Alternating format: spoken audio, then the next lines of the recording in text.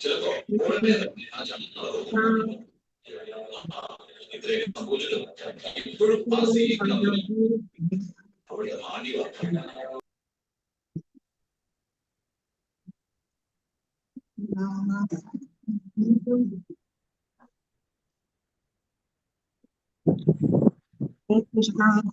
Mataji.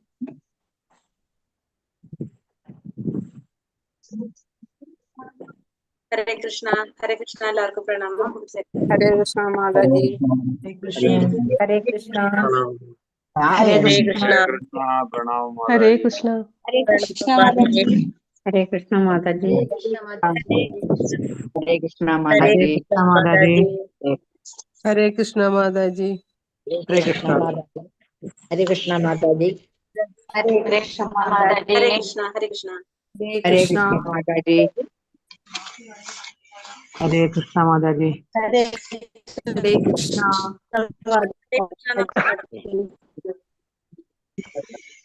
ഹരേ കൃഷ്ണ മാതാജി. ഹരേ കൃഷ്ണ. ഓം നമോ ഭഗവതേ വാസുദേവായ. ഓം നമോ ഭഗവതേ വാസുദേവായ. ഭഗവതേ വാസുദേവായ. ഓം അജ്ഞാനസ്യ ജ്ഞാനാഞ്ജനാശലാകയ ചക്ഷുരുന്മീലിതം യേന തസ്മൈ ശ്രീഗുരവേ നമഃ. നമോ വിഷ്ണുപാദായ കൃഷ്ണപ്രേഷ്ഠായ ഭൂതലേ ശ്രീമതേ ഭക്തിവേദാന്ത സ്വാമിനിധി നാമിനെ. നമസ്തേ സാരസ്വതേ ദേവേ ഗൗരവാണി പ്രചാരിണേ നിർവിശേഷ ശൂന്യവാദി പാശ്ചാത്യദേശധാരിണേ. ജയ ശ്രീ കൃഷ്ണ ചൈതന്യ പ്രഭു നിത്യാനന്ദ ശ്രീ അദ്വൈത ഗദാധര ശ്രീവാസാദി ഗൗരഭക്തവൃന്ദ. ഹരേ കൃഷ്ണ കൃഷ്ണ കൃഷ്ണ ഹരേ ഹരേ, ഹരേ രാമ രാമ രാമ ഹരേ ഹരേ. ഹരേ കൃഷ്ണ. ശ്രീ ശ്രീ രാധാ ഗോവിന്ദ് ടെമ്പിൾ ഇസ്കോൺ മാംഗ്ലൂരിന്റെ 18 ദിവസത്തെ ഭഗവത്ഗീത ക്ലാസ്സിലേക്ക് എല്ലാവർക്കും സ്വാഗതം. അല്ലെങ്കിൽ സാഖ്യയോഗം എന്നൊരു പേരും ഉണ്ട്. ഇപ്പോ അധ്യായം 2. ഹരേ കൃഷ്ണ. ജനാർദ്ദൻ പ്രഭു ഹാൻഡ് റൈസ് ചെയ്തത് എന്തിനാണ്? എന്തെങ്കിലും പറയാനാണോ? എന്താ? ജനാർദ്ദനം പ്രഭു ഹാൻഡ് റൈസ് ചെയ്തിട്ടുണ്ട്. ഹലോ മാതാ. ഓക്കെ. ഹരേ കൃഷ്ണ. അപ്പൊ എല്ലാവർക്കും നന്ദി, എല്ലാവർക്കും പ്രണാമം. നമുക്ക് ക്ലാസ്സിലേക്ക് തുടങ്ങാം. ഹരേ കൃഷ്ണ. വീഡിയോ ഓൺ ആക്കിക്കോളൂ എല്ലാവരും. ഹരേ കൃഷ്ണ. പിന്നെ എല്ലാവരും ഓക്കെ അല്ലേ? റെഡി അല്ലേ ക്ലാസ്സിലേക്ക് വേണ്ടിയിട്ട്? നമ്മൾ 2ാമത്തെ അധ്യായം ഗീതാവിഷയ സംഗ്രഹം അല്ലെ. ഗീതാവിഷയ സംഗ്രഹം എന്ന് കേൾക്കുമ്പോ തന്നെ നമുക്കറിയാം എന്താണത്. ഗീത വിഷയ സംഗ്രഹം, 2ാമത്തെ ഗീതാ വിഷയത്തിന്റെ ഒരു സമ്മറിയാണ് അവിടെ കൊടുക്കുന്നത് അല്ലെ. അതാണ് 2ാമത്തെ അധ്യായത്തിൽ നമ്മൾ പറയുന്നത്. അതുകൊണ്ടാണ് ശ്രീല പ്രഭുപാദർ അതിന് അങ്ങനെ ഒരു പേരും കൂടി ഇടാനായിട്ട് കാരണം. അതിനു മുന്നേ നമ്മൾ 1ാമത്തെ അധ്യായത്തിൽ ഇന്നലെ നമ്മൾ എന്തൊക്കെയാ പഠിച്ചത്, അതിൽ പ്രധാനപ്പെട്ട കാര്യങ്ങളൊന്ന് ജസ്റ്റ് ഒന്ന് പറയാവോ? ഓരോരുത്തരായിട്ട് ഒന്ന് പറയാവോ? എന്തൊക്കെയാ നമ്മൾ ഇന്നലെ പറഞ്ഞത്? ഹരേ കൃഷ്ണ. എന്തൊക്കെ പറഞ്ഞു ഇന്നലെ? വേഗം നമ്മളെ സമയം പോകും. ഭഗവത്ഗീതയിൽ ചർച്ച ചെയ്യപ്പെടുന്ന 5 വിഷയങ്ങൾ: ഈശ്വരൻ, ജീവാത്മാവ്, ഭൗതിക പ്രകൃതി, കാലം. ആരുടെ ഒരു ഭഗവത്ഗീത ചർച്ച ചെയ്യപ്പെടുന്ന 5 വിഷയങ്ങള് അർജുന പഠിക്കാൻ അർഹരാണ്. ഭഗവത്ഗീതയിൽ എത്ര ശ്ലോകമാണ്? ഭഗവത്ഗീതയിൽ 800 ശ്ലോകവും 18 അധ്യായമുണ്ട്. 3 ഭാഗങ്ങള് 1 മുതൽ 6 വരെ. കർമ്മയോഗം, പിന്നെ ഭക്തിയോഗം, ജ്ഞാനയോഗം. 18 അധ്യായങ്ങളുണ്ടെന്ന് മനസ്സിലായി. പിന്നെ 700 ശ്ലോകങ്ങളുണ്ടെന്ന് മനസ്സിലായി. ഭാഗങ്ങളായിട്ട് തിരിച്ചിട്ടുണ്ട്. ഭക്തിയോഗം, ജ്ഞാനയോഗം.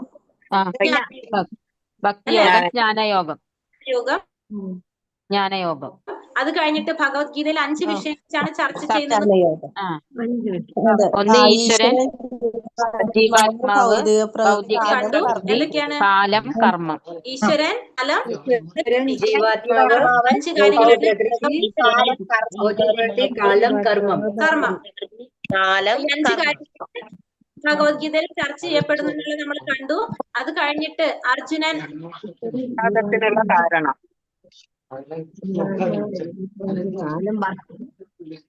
യുദ്ധിക്കാനുള്ള 5 കാരണങ്ങൾ കണ്ടു. യുദ്ധം ചെയ്യാതിരിക്കാൻ പറയുന്ന 5 കാരണത്തിൽ രണ്ടാമത്തത് ഭൗതികമായ സുഖാനുഭവങ്ങൾ.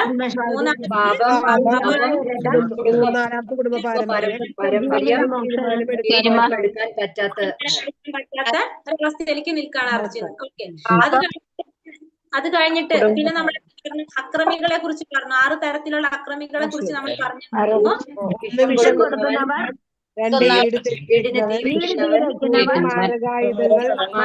കൊണ്ട് ആക്രമിക്കുന്നവര്, അന്യന്റെ ഭാര്യയെ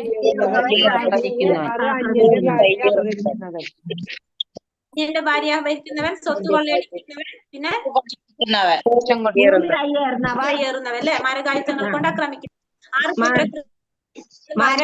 അതിനുശേഷം അർജുനന്റെ വിജയത്തിന്റെ ലക്ഷണങ്ങൾ അതും നമ്മൾ ധർമ്മക്ഷേത്രം, 2 ദിവ്യമായ രഥം. അർച്ചന മാതാജിയുടെ ആണെന്ന് തോന്നുന്നുണ്ട് ആണ്. ഹരേ കൃഷ്ണ. അപ്പൊ പിന്നെ നമ്മൾ പറഞ്ഞ വിജയത്തിന്റെ ലക്ഷണങ്ങൾ. ഫസ്റ്റ് കുരുക്ഷേത്ര ഭൂമി ധർമ്മഭൂമി ആണെന്ന് കണ്ടു. പിന്നെ ധർമ്മം, ദിവ്യമായ രഥം, ദിവ്യമായ രഥം, പിന്നെ കപിധ്വജൻ അടയാളം പറഞ്ഞു. ജീവിതം, ഗാന്ധീവം, ത്യക്തജീവം, മോക്ഷദ ഏകാദശി, പിന്നെ ഭക്ഷണം കൂടിയുണ്ട്, ലക്ഷ്മി ദേവി ഉണ്ട്. അല്ലെ, ഇത്രയും കാര്യങ്ങൾ നമ്മൾ പഠിച്ചു ഇന്നലെ 1ാമത്തെ അധ്യായത്തിൽ. എല്ലാവർക്കും മനസ്സിലായോ? ഒന്നാമത്തെ അധ്യായം നമുക്ക് എല്ലാവർക്കും ക്ലിയർ ആയി. ഇനി 2ാമത്തെ അധ്യായത്തിലേക്ക് നമ്മൾ പോകാണ്. 2ാമത്തെ അധ്യായത്തിനേക്കാളും കുറച്ചും കൂടി നമുക്ക് മനസ്സിലാക്കാനായിട്ട് ശ്രദ്ധിച്ചിരിക്കണം, അല്ലെങ്കിൽ മനസ്സിലാവൂല. അപ്പൊ അത് ആദ്യമേ തന്നെ പറയാണ്, കുറച്ച് കാര്യങ്ങൾ നമ്മൾ പുതിയത് പഠിക്കാണ് ഈ 2ാമത്തെ അധ്യായത്തില്. പിന്നെ പറഞ്ഞു ഗീതാവിഷയ സംഗ്രഹമാണ് അല്ലെ. അപ്പൊ കുറെ കാര്യങ്ങൾ ഭഗവാൻ പറഞ്ഞു കൊടുക്കാണ്. ഇപ്പൊ 2ാമത്തെ അധ്യായം ഗീതാവിഷയ സംഗ്രഹം.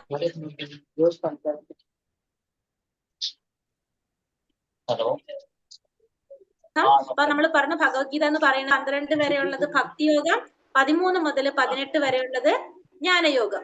ഈ 3 യോഗവും ഭഗവാൻ ഈ അധ്യായത്തില് ഹരേ കൃഷ്ണ. അപ്പൊ ഈ 3 യോഗത്തിനെ കുറിച്ചും ഭഗവാൻ അർജുനനെ ഈ അധ്യായത്തിൽ ഉപദേശിക്കുന്നുണ്ട്. അതുകൊണ്ടാണ് ഈ അധ്യായത്തിനെ നമ്മൾ ഗീതാവിഷയ സംഗ്രഹം എന്ന് പറയാനായിട്ട് കാരണം. അതായത് ഈ അധ്യായത്തില് ശരീരത്തിനെ കുറിച്ചും ആത്മാവിനെ കുറിച്ചും ഒക്കെ ഭഗവാൻ പറഞ്ഞു കൊടുക്കുന്നുണ്ട് അർജുനന്. ശരീരം എന്താണ്, ആത്മാവ് എന്താണ്, ശരീരവും ആത്മാവും തമ്മിലുള്ള വ്യത്യാസം, ബന്ധം എന്താണെന്നൊക്കെ പറഞ്ഞു കൊടുക്കുന്നുണ്ട്. അതെന്താണത്? അറിവാണ് അല്ലെ, ജ്ഞാനമാണ് കൊടുക്കുന്നത്. അപ്പൊ ഇവിടെ ജ്ഞാനയോഗത്തെ കുറിച്ച് പറയുന്നുണ്ട്. അതേപോലെ തന്നെ കർമ്മം ചെയ്യണം. ആ കർമ്മം എങ്ങനെ ചെയ്യണം, ഫലം ആഗ്രഹിക്കാതെ കർമ്മം ചെയ്യണം എന്ന് പറഞ്ഞുകൊണ്ട് കർമ്മയോഗത്തെ കുറിച്ച് ഇവിടെ പറഞ്ഞു കൊടുക്കുന്നുണ്ട്. പിന്നെ വേറെന്താ പറയണത്? കൃഷ്ണാവബോധത്തോടെ കർമ്മം ചെയ്യണം, ഭക്തിയുത സേവനം ആയിട്ട് കർമ്മം ചെയ്യണമെന്ന് ഭഗവാൻ പറഞ്ഞിട്ട് ഭക്തിയോഗത്തെ കുറിച്ചും ഈ അധ്യായത്തില് പറയുന്നുണ്ട്. അപ്പൊ 3 യോഗം ഇവിടെ വരുന്നുണ്ട്. നമ്മള് എന്ത് പറയുന്നത്? ഗീതാവിഷയ സംഗ്രഹം എന്ന ഈ അധ്യായത്തിന് പേര് പറയുന്നത്. പിന്നെ അതുപോലെ തന്നെ ഇപ്പൊ നമ്മൾ ഇന്നലെ അധ്യായത്തില് ലാസ്റ്റ് എവിടെ വന്ന് നിന്നത്? 46ാമത്തെ ശ്ലോകം എവിടെയാണ് പറഞ്ഞത്? യുദ്ധം ചെയ്യാൻ താല്പര്യമില്ലാതെ അർജുനൻ എങ്ങനെ നിൽക്കാണ് അല്ലെ?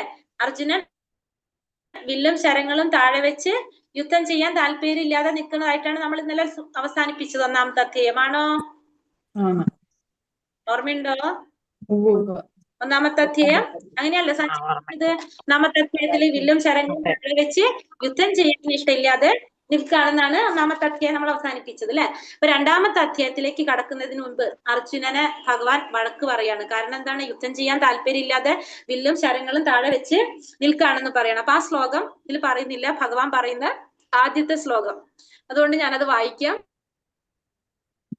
എന്നിട്ട് തുടങ്ങാം. അപ്പൊ 2ാമത്തെ ശ്ലോകത്തിൽ പറയുന്നത് ശ്രീ ഭഗവാനുവാച ഉദസ്വാകശ്മലമിതം വിഷമേ സമുപസ്ഥിതം അനാര്യജുഷ്ടം അസ്വർഗ്യം അർജുന. ഇവിടെ എന്താ പറയണത്? അർജുനനോട് ചോദിക്കാണ്, അർജുന നിനക്ക് എവിടെ നിന്നാണ് ഈ മാലിന്യം വന്നുപെട്ടത്? ജീവിതത്തിന്റെ മൂല്യം എന്തെന്ന് അറിയുന്ന ഒരാൾക്ക് ഇതൊട്ടും യോജിച്ചതല്ല. ഉപരിലോകങ്ങളിലേക്കല്ല, അകീർത്തിയിലേക്കാണ് ഇത് നിന്നെ നയിക്കുന്നത്. അപ്പൊ അർജുനനെ ഭഗവാൻ വഴക്കു പറയാണ്, ഈ മാലിന്യം നിനക്ക് എവിടെ നിന്ന് വന്നുപെട്ടു? ഇത് നിന്നെ ഉപരിലോകങ്ങളിലേക്കല്ല നയിക്കുന്നത്, അകീർത്തിയിലേക്ക്, നിന്റെ കീർത്തി നഷ്ടപ്പെടാണ് ചെയ്യുക എന്ന് പറഞ്ഞിട്ട് ഭഗവാൻ ഇവിടെ അർജുനനെ വഴക്കു പറയാണ്. അപ്പൊ ഭഗവാന്റെ ലക്ഷ്യം എന്താണ്? ഭഗവാൻ ഈ അധ്യായത്തിൽ ചെയ്യുന്നത് നമ്മൾ പറഞ്ഞു 3 യോഗവും പറഞ്ഞു കൊടുക്കുന്നുണ്ട്. ജ്ഞാനയോഗവും കർമ്മയോഗവും ഭക്തിയോഗവും ഒക്കെ ഉപദേശിക്കുന്നുണ്ട്. ആ ഭഗവാൻ എന്താ ഉദ്ദേശിക്കുന്നത്? ശരീരത്തിനെ കുറിച്ചും ആത്മാവിനെ കുറിച്ചുള്ള പഠനം നടത്തിയിട്ട് അർജുനനെ ആത്മസാക്ഷാത്കാരത്തിലേക്ക് ഉയർത്താൻ വേണ്ടിയിട്ട് അതിനാണ് ഇവിടെ ആര് ശ്രമിക്കുന്നത്? ഭഗവാൻ ഇവിടെ ശ്രമിക്കുന്നത്. അപ്പൊ ഭൗതികമായ ശരീരത്തിനെയും ഒക്കെ കുറിച്ചുള്ള പഠനത്തിലൂടെ ആത്മസാക്ഷാത്കാരം നേടാനായിട്ട് എങ്ങനെ സാധിക്കും എന്നാണ് ഇവിടെ അർജുനന് ഭഗവാൻ മനസ്സിലാക്കി കൊടുക്കാനായിട്ട് പോകുന്നത് ഈ അധ്യായത്തിലൂടെ. അപ്പൊ ഈ ആത്മസാക്ഷാത്കാരത്തെ ഹരേ കൃഷ്ണ ആത്മസാക്ഷാത്കാരത്തെ നമുക്ക് എങ്ങനെ ചെയ്യാൻ സാധിക്കും?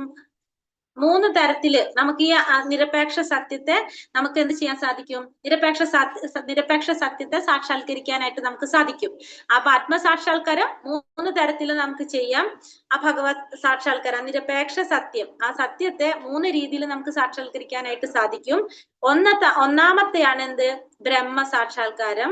രണ്ടാമത്തത് പരമാത്മ സാക്ഷാത്കാരം. മൂന്നാമത്തത് ഭഗവത് സാക്ഷാത്കാരം. അങ്ങനെ 3 തരത്തില് നമുക്ക് എന്ത് ചെയ്യാം? സാക്ഷാത്കാരം ചെയ്യാം. അപ്പൊ ആദ്യം തന്നെ അതാണ് പറഞ്ഞു കൊടുക്കുന്നത്. അപ്പൊ അർജുനനെ കൊണ്ട് എന്തിലേക്കാണ് ശ്രമിക്കുന്നത്? ഭഗവാൻ ആത്മസാക്ഷാത്കാരത്തിലേക്ക് നയിക്കാനാണ്, അതിനാണ് നോക്കുന്നത്. അതിനു വേണ്ടിയിട്ടുള്ള കാര്യങ്ങളാണ് ഇവിടെ ഈ പഠനത്തിലൂടെ പറഞ്ഞു കൊടുക്കുന്നത്. അപ്പൊ അത് 3 തരത്തിൽ നമുക്ക് ചെയ്യാം. 1 ബ്രഹ്മത്തിലൂടെ, 2 പരമാത്മാവിലൂടെ, 3 ഭഗവാനിലൂടെ. അപ്പൊ ഫസ്റ്റ് നമ്മൾ പറയുന്നത് എന്താണ്? ബ്രഹ്മ സാക്ഷാത്കാരം എന്നാണ് ഫസ്റ്റ് പറയുന്നത്. നമുക്ക് ഈ പിക്ചർ കാണുമ്പോൾ തന്നെ അറിയാം ബ്രഹ്മം എന്ന് പറഞ്ഞതാണ്. നമുക്ക് കാണുമ്പോൾ ഒരു പ്രകാശം പോലെയാണ് തോന്നുന്നത് അല്ലെ? അപ്പൊ അതേപോലെ തന്നെയാണ് ഫസ്റ്റത്തെ സാക്ഷാത്കാരം. ബ്രഹ്മ സാക്ഷാത്കാരം ഭഗവാന്റെ ആ പ്രകാശത്തിലാണ് ലയിക്കുന്നത്. അപ്പൊ ഭഗവാൻ എന്ന് പറയുമ്പോൾ നമുക്ക് ആദ്യം തന്നെ നമുക്ക് എന്താ കാണുന്നത്? ഭഗവാന്റെ ചുറ്റും ഒരു ജ്യോതിസ്, ഒരു പ്രകാശം, അതാണ് നമുക്ക് മനസ്സിലാക്കാനായിട്ട് സാധിക്കുന്നത്. ആ പ്രകാശത്തിൽ ലയിക്കുന്നതാണ് എന്ത്? ബ്രഹ്മ സാക്ഷാത്കാരം എന്ന് പറയുന്നത്. അതായത് ഭഗവാനിലല്ല ലയിക്കുന്നത്, അല്ലെങ്കിൽ പരമാത്മാവിനല്ല ലയിക്കുന്നത്. 3 ഭാവങ്ങളാണ് നിരപേക്ഷ സത്യത്തിന്റെ 3 ഭാവങ്ങള്. 1 ബ്രഹ്മം, 2 പരമാത്മാവ്, 3 ഭഗവാൻ. അപ്പൊ ആദ്യത്തെ നമ്മൾ എടുക്കാണ് ബ്രഹ്മം. ബ്രഹ്മം എന്ന് പറഞ്ഞാൽ നമുക്ക് ആധ്യാത്മിക ലോകത്തിലെ പ്രകാശമാണെന്ന് പറയാം. ഭഗവാന്റെ ജ്യോതിസ് എന്ന് പറയാം. അതായത് ഭഗവാന്റെ ശരീരത്തിലെ പ്രകാശം എന്ന് പറയാം. വൈകുണ്ഠ ലോകത്തിലെ പ്രകാശം എന്ന് പറയാം. ആധ്യാത്മിക ലോകത്തിലെ പ്രകാശം, അതാണ് എന്ത് പറയുന്നത്? ബ്രഹ്മം എന്ന് പറയുന്നത്. അപ്പൊ ഈ ബ്രഹ്മത്തിൽ ലയിക്കുക എന്ന് പറഞ്ഞാല് എന്തേ അറിയുന്നുള്ളൂ? ആ പ്രകാശത്തിൽ ലയിക്കുന്നുള്ളൂ. നമുക്ക് മനസ്സിലാക്കാൻ ഒന്നുകൂടി ഞാൻ പറഞ്ഞു തരാം. ഇവിടെ കാണുന്ന ഈ പരമാത്മാവ് ഉണ്ടല്ലോ, ഈ പരമാത്മാവിന്റെ ചുറ്റും കാണുന്ന ഈ പ്രകാശം ഉണ്ടല്ലോ, അതാണ് നമ്മൾ ഈ പറഞ്ഞ ഈ ബ്രഹ്മം. അപ്പൊ ഈ പ്രകാശത്തിലേക്ക് ലയിക്കുമ്പോ ആരറിയുന്നില്ല? അതിന്റെ അപ്പുറത്തുള്ള ഈ രൂപത്തെ നമ്മൾ കാണുന്നില്ല. ക്ലിയർ ആയി ഞാൻ പറഞ്ഞത്? അപ്പൊ ബ്രഹ്മത്തിൽ ലയിക്കുക അല്ലെങ്കിൽ ആ പ്രകാശത്തിൽ ലയിക്കുക എന്ന് പറയുമ്പോൾ നമ്മൾ എന്തിലേക്കാണ് ലയിക്കുന്നത്? ഈ പ്രകാശത്തിലേക്കാണ് നമ്മൾ ലയിക്കുന്നത്. പ്രകാശം കഴിഞ്ഞിട്ടാണ് ആര് നിൽക്കുന്നത്? ഫ്രണ്ടില് ഭയങ്കര തേജസ്സിലൊരു പ്രകാശമുണ്ട്. അതിന്റെ പിന്നിലാണ് ആര്? പരമാത്മാവ്. അതിന്റെ പിന്നിലാണ് ഭഗവാൻ. അപ്പൊ നമ്മൾ ആദ്യത്തെ പ്രകാശത്തിൽ ലയിച്ചു കഴിഞ്ഞാൽ അതിന്റെ പിന്നിലുള്ള പരമാത്മാവിനെ കാണാനായിട്ട് നമുക്ക് സാധിക്കില്ല. അപ്പൊ ആ പ്രകാശത്തിൽ ലയിക്കുന്ന വ്യക്തിക്ക് എന്തുവരെ അറിയുള്ളൂ? നിരപേക്ഷ സത്യം എന്ന് പറഞ്ഞാൽ എന്താണ്? രൂപമില്ലാത്തൊരു പ്രകാശം മാത്രമാണ്. നിരപേക്ഷ സത്യം എന്ന് പറഞ്ഞാൽ എന്താണ്? ഒരു പ്രകാശമാണ്. അതായത് ഭഗവാന് രൂപമുണ്ടെന്ന് ആര് വിശ്വസിക്കുന്നില്ല? ഈ ബ്രഹ്മത്തിൽ ലയിക്കുന്നവർക്ക് അറിയാൻ സാധിക്കുന്നില്ല. അവരുടെ രീതിയില് എന്താണ്? നിരപേക്ഷ സത്യം, ആ സാക്ഷാത്കാരം എന്ന് പറയുന്നത് ആ ഭഗവാന്റെ ആ പ്രകാശത്തിലേക്കാണ് അവര് ലയിക്കുന്നത്. അതാണ് ഒന്നാമത്തെ സാക്ഷാത്കാരം. ബ്രഹ്മ സാക്ഷാത്കാരം എന്നാണ് അതിനെ പറയുന്നത്. ഭഗവാന്റെ ആ ബ്രഹ്മ ജ്യോതിസില് ലയിക്കുകയാണ് ചെയ്യുന്നത്. മനസ്സിലായോ ഞാൻ പറഞ്ഞത്?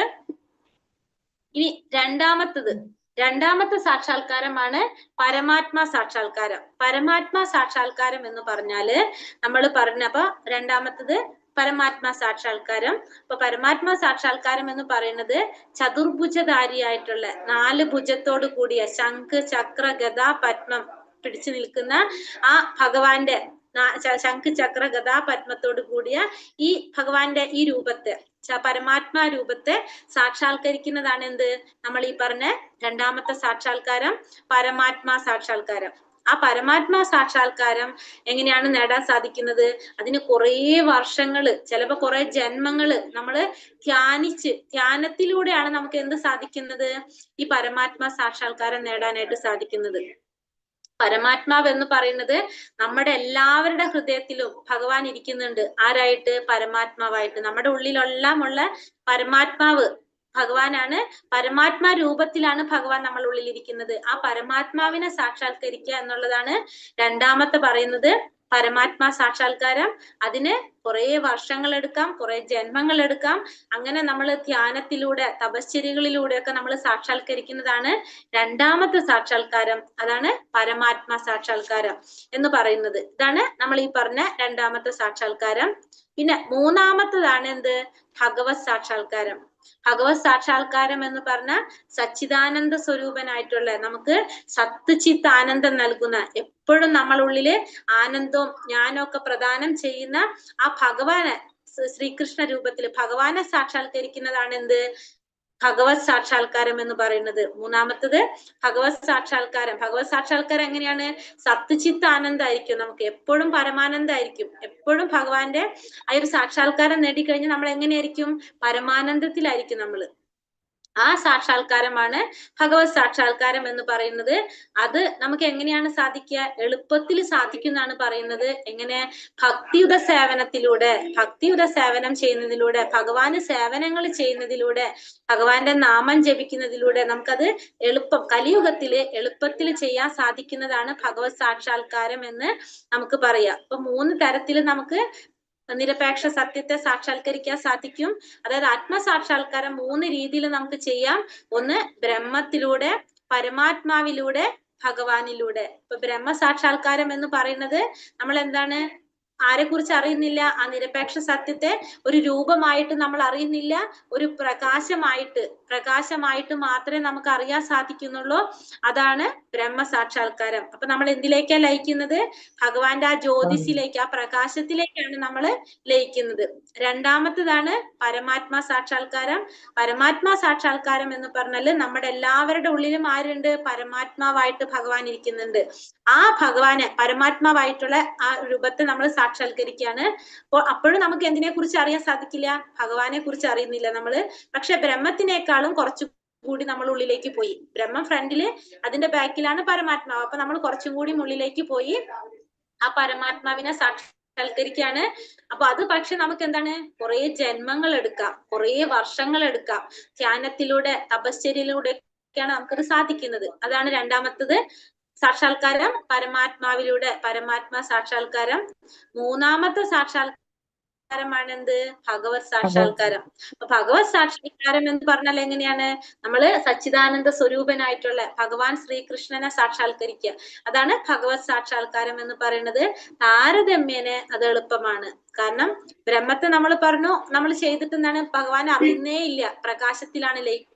പരമാത്മാവാകുമ്പോ എന്താണ്? പരമാത്മാവിനെ സാക്ഷാത്കരിക്കാനായിട്ട് കുറെ ജന്മങ്ങൾ എടുക്കാം, കുറെ സമയം എടുക്കാം. പക്ഷെ ഭഗവത് സാക്ഷാത്കാരം ഭക്തിയുത സേവനം ചെയ്യുന്നതിലൂടെ നമുക്ക് എളുപ്പത്തില് ചെയ്യാനായിട്ട് സാധിക്കുന്നതാണ് എന്ത്? ഭഗവത് സാക്ഷാത്കാരം. അപ്പൊ താരതമ്യം എളുപ്പമാണ്, മറ്റുള്ളതിനെ അപേക്ഷിച്ച് നോക്കുമ്പോ അത് എളുപ്പമാണെന്ന് നമുക്ക് പറയാനായിട്ട് സാധിക്കും. പക്ഷെ എന്താണ്? ആദ്യത്തെ പറഞ്ഞ ബ്രഹ്മവും പരമാത്മാവും എങ്ങനെയാണ്? നമുക്ക് ഭഗവാനെ കുറിച്ച് മനസ്സിലാക്കുന്നില്ല. ബ്രഹ്മം എന്ന് പറഞ്ഞ ആ പ്രകാശത്തെ കുറിച്ച് മാത്രം അറിഞ്ഞു പോകാണ്. ഭഗവാൻ ഒരു രൂപമുണ്ടെന്ന് പോലും നമുക്ക് മനസ്സിലാകില്ല ബ്രഹ്മത്തിൽ ലയിക്കുമ്പോ. പരമാത്മാവാണെങ്കിൽ കുറെ സമയം എടുത്തിട്ടായിരിക്കും പരമാത്മാ സാക്ഷാത്കാരം നേടുന്നത്. ഭഗവത് സാക്ഷാത്കാരാണെങ്കിൽ താരതമ്യേന എളുപ്പമാണ്. കാരണം എന്തുകൊണ്ടാണ്? ഭഗവാനെ സാക്ഷാത്കരിക്കാൻ ഭക്തിയുടെ സേവനത്തിലൂടെ ഡയറക്റ്റ് എൻട്രി ആണ് പറഞ്ഞത്. വേഗം നമുക്ക് അവിടേക്ക് പ്രവേശനം ലഭിക്കും. അങ്ങനെയാണ് 3 സാക്ഷാത്കാരം പറയുന്നത്. അപ്പൊ ആത്മസാക്ഷാത്കാരത്തിന്റെ 3 ഭാവങ്ങളാണ് ഈ പറയുന്നത്: ബ്രഹ്മം, പരമാത്മാ, ഭഗവാൻ. അപ്പൊ ഏറ്റവും ശ്രേഷ്ഠമായ സാക്ഷാത്കാരം ഏതാണ് ഇതില്?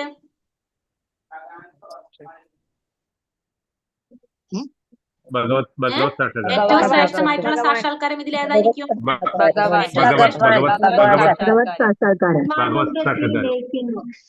ഭഗവത് സാക്ഷാത്കാരം. ഭഗവത് സാക്ഷാത്കാരമാണ് ഏറ്റവും ശ്രേഷ്ഠമായിട്ടുള്ള സാക്ഷാത്കാരം എന്ന് പറയുന്നത്. ഇത് നമുക്ക് ഒന്നുകൂടി മനസ്സിലാക്കാൻ വേണ്ടിയിട്ട് നമുക്കൊരു താരതമ്യം ചെയ്യാനായിട്ട് സൂര്യനെ വെച്ച് പറയാണ്. അപ്പൊ നമുക്കറിയാം, നമ്മൾ സൂര്യന്റെ പ്രകാശം നമുക്ക് കാണാൻ സാധിക്കുന്നുണ്ട് അല്ലെ.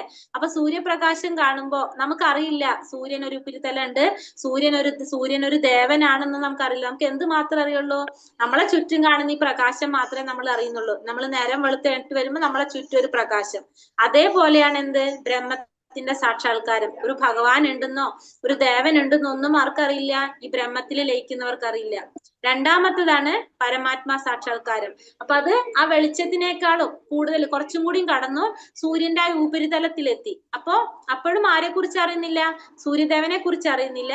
പക്ഷെ എന്താണ്, ആ വെളിച്ചത്തിനേക്കാളും കുറച്ചും കൂടി മനസ്സിലായി ഒരു ഉപരിതലം അവിടെ ഉണ്ടെന്നുള്ളത് നമ്മൾ കണ്ടു. അതാണ് പരമാത്മാ സാക്ഷാത്കാരം. മൂന്നാമത്തതാണ് ഭഗവത് സാക്ഷാത്കാരം, സൂര്യദേവൻ. അപ്പൊ നമുക്കറിയണ ഒരു ദേവൻ ഉണ്ട്, ആ സൂര്യദേവൻ ഉണ്ട്, ആ ദേവനെ നമുക്ക് സേവിക്കാൻ സാധിക്കും എന്നൊക്കെ നമുക്ക് മനസ്സിലാക്കാൻ സാധിക്കും.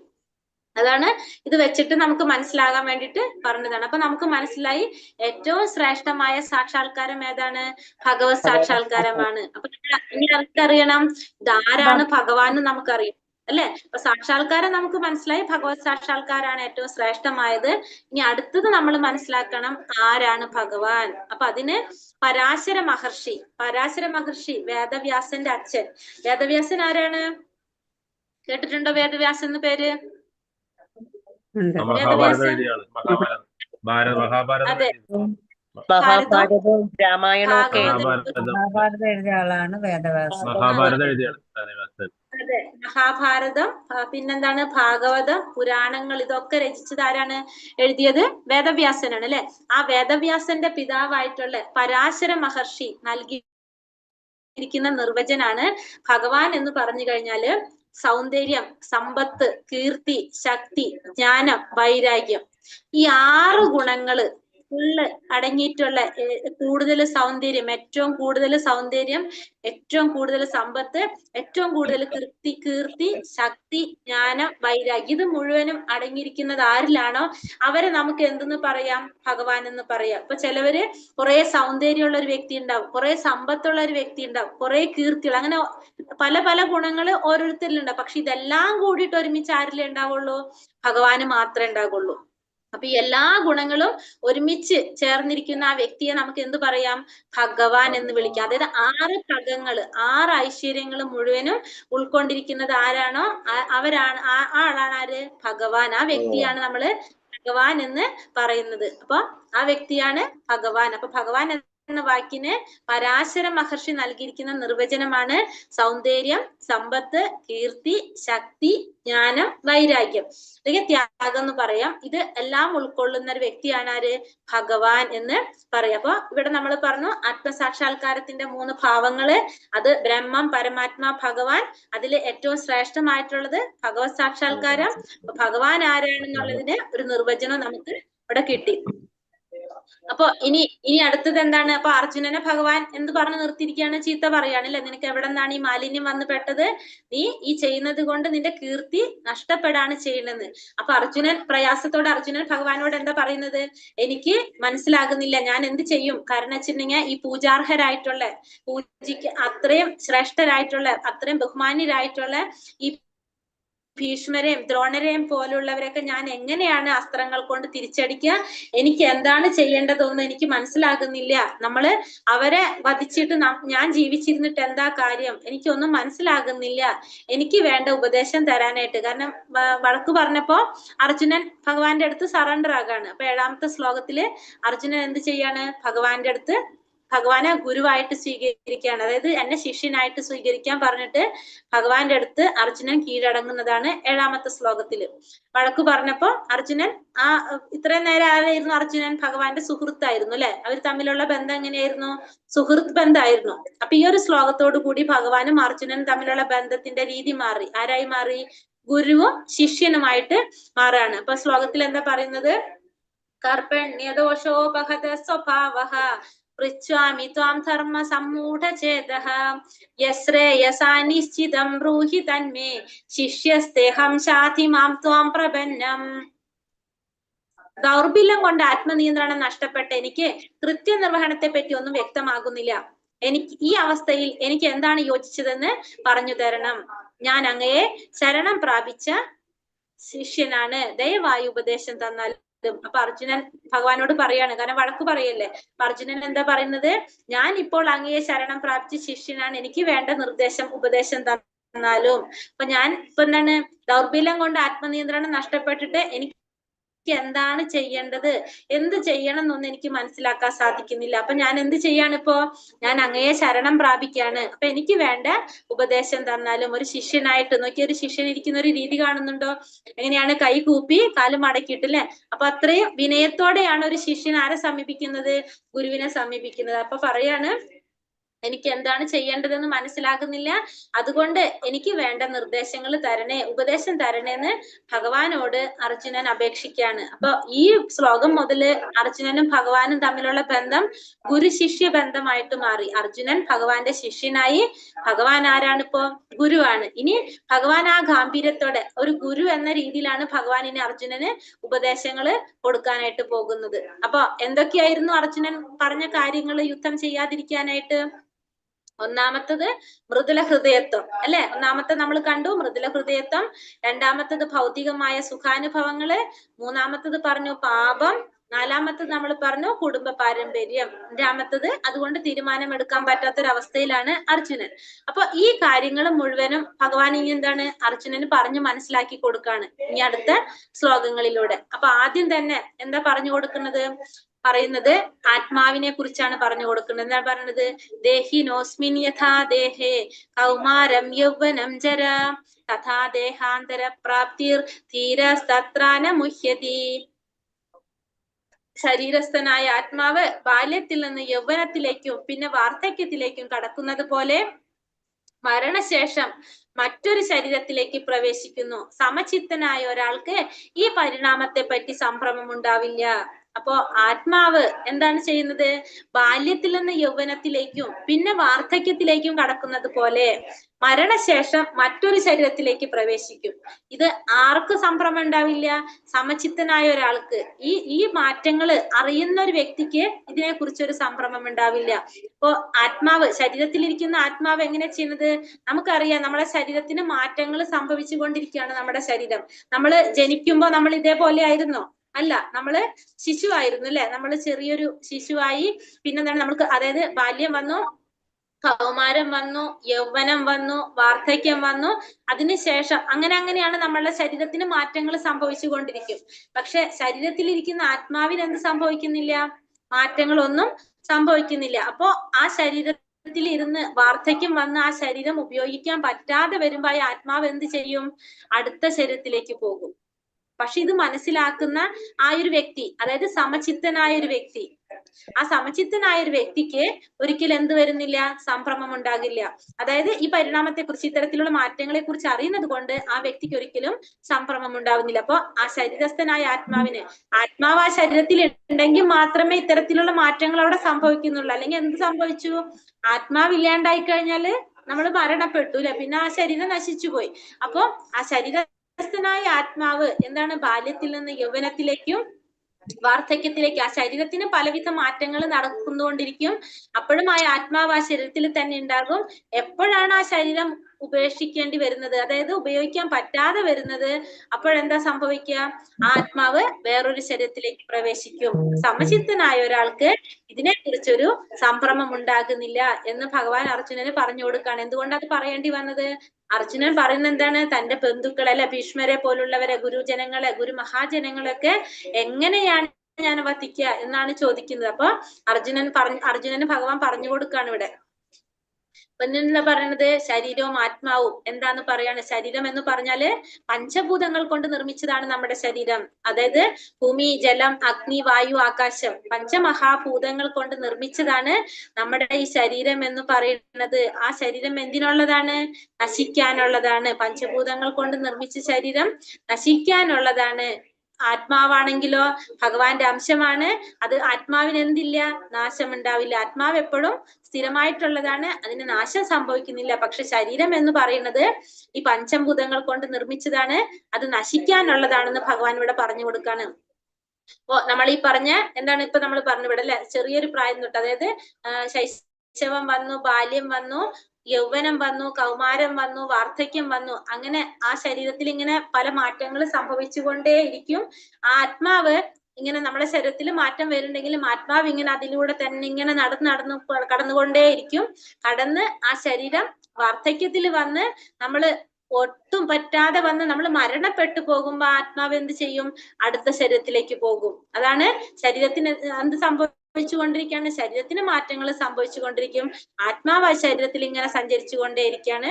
എപ്പോഴാണോ ആ ശരീരത്തിന് ഉപയോഗിക്കാൻ പറ്റാതെ വരുന്നത്, അപ്പൊ ആത്മാവ് എന്ത് ചെയ്യും? അടുത്ത ശരീരത്തിലേക്ക് പോകാണ് ചെയ്യുന്നത്. അങ്ങനെ ശരീരത്തിന് മാറ്റങ്ങൾ സംഭവിക്കും, ആത്മാവിനൊന്നും സംഭവിക്കുന്നില്ല. ആത്മാവ് എന്ത് ചെയ്യും?